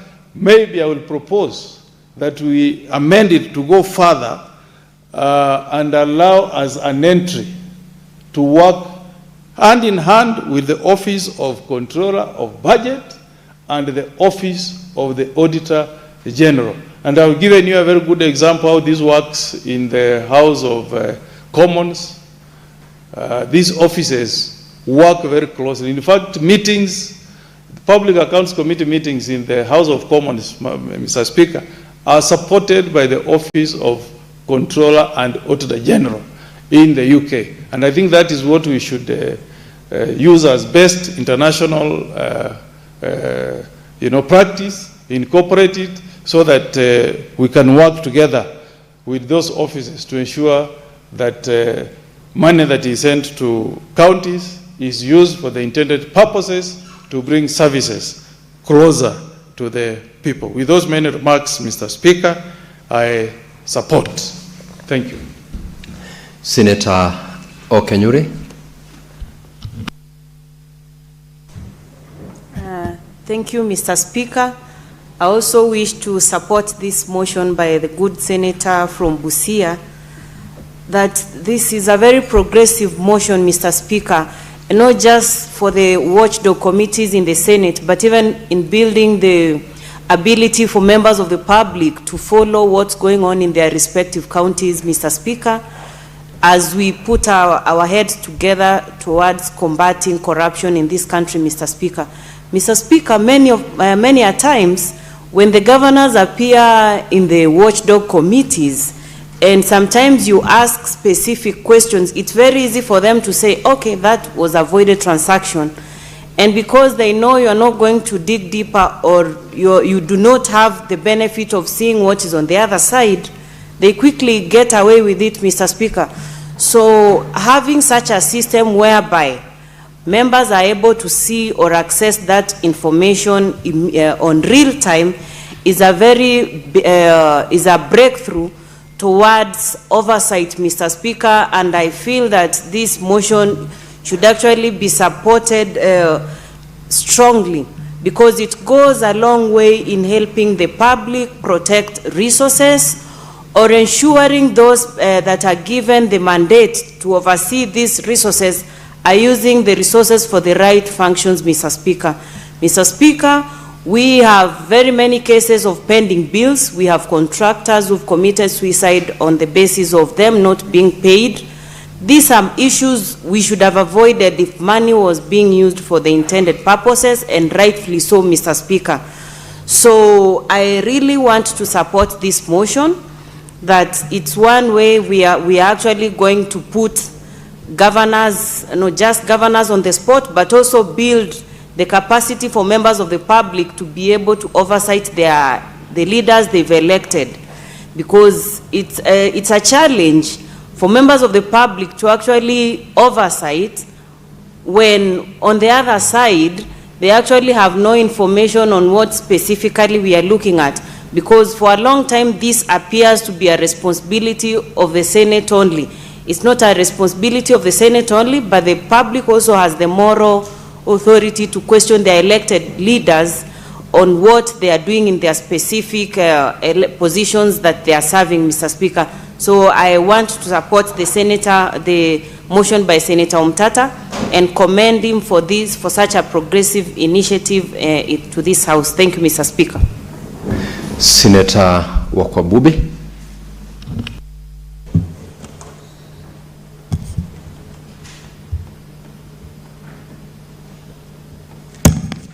Thank you, Mr. Speaker, for the opportunity to contribute towards this motion. I begin by commending Senator Omtata for these insightful thoughts on the IFMIS. My concern is drawn at paragraph 5, noting that as a result of unchecked financial information and systems, county governments have continued to accumulate pending bills resulting from unplanned expenditures, unaccounted for and inflated cost of projects. This is due to numerous incidents of irregular or rather procedural funding, which I could refer in simple terms as virement, because we also realize that there is a lot of violations regarding financial transfers, maybe from recurrent to development plans or vice versa. So I would also wish to propose that an amendment be put at that is paragraph 5, line 3, after unaccounted for, add the word virement and inflated cost of projects. Mr. Speaker, sir, I beg to move that the motion be amended in the last paragraph by deleting the words, and I quote, respective senator, appearing in the fourth line of the last paragraph, and replace it thereafter with the words, and I quote, relevant oversight committees, as proposed by Senator Catherine Muma. I also wish to beg to move that the motion be amended in the fifth paragraph, line 3, by adding virement after the word for, and add the word virement after for. Thank you, Mr. Speaker. Senator Wakwabubi, you will have to share that proposal to the amendment of the motion with the clerk for purposes of consideration and adoption. I'm well guided, Mr. Speaker, sir.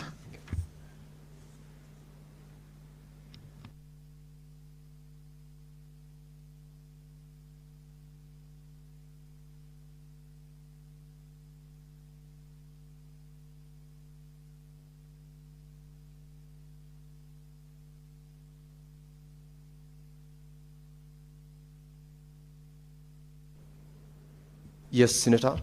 Mr. Speaker, allow me to request Senator Commissioner Joyce Correll to second the proposal for amendments. Thank you, Mr. Speaker, sir. Thank you very much, Honorable Speaker. I second. Thank you.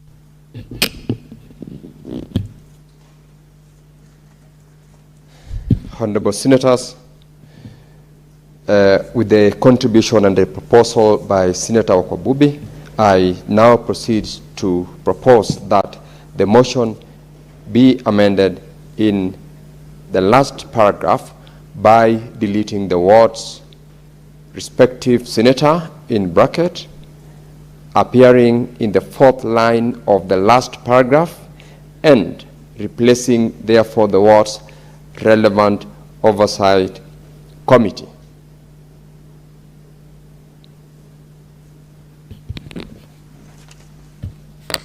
Now, senators, let's rise.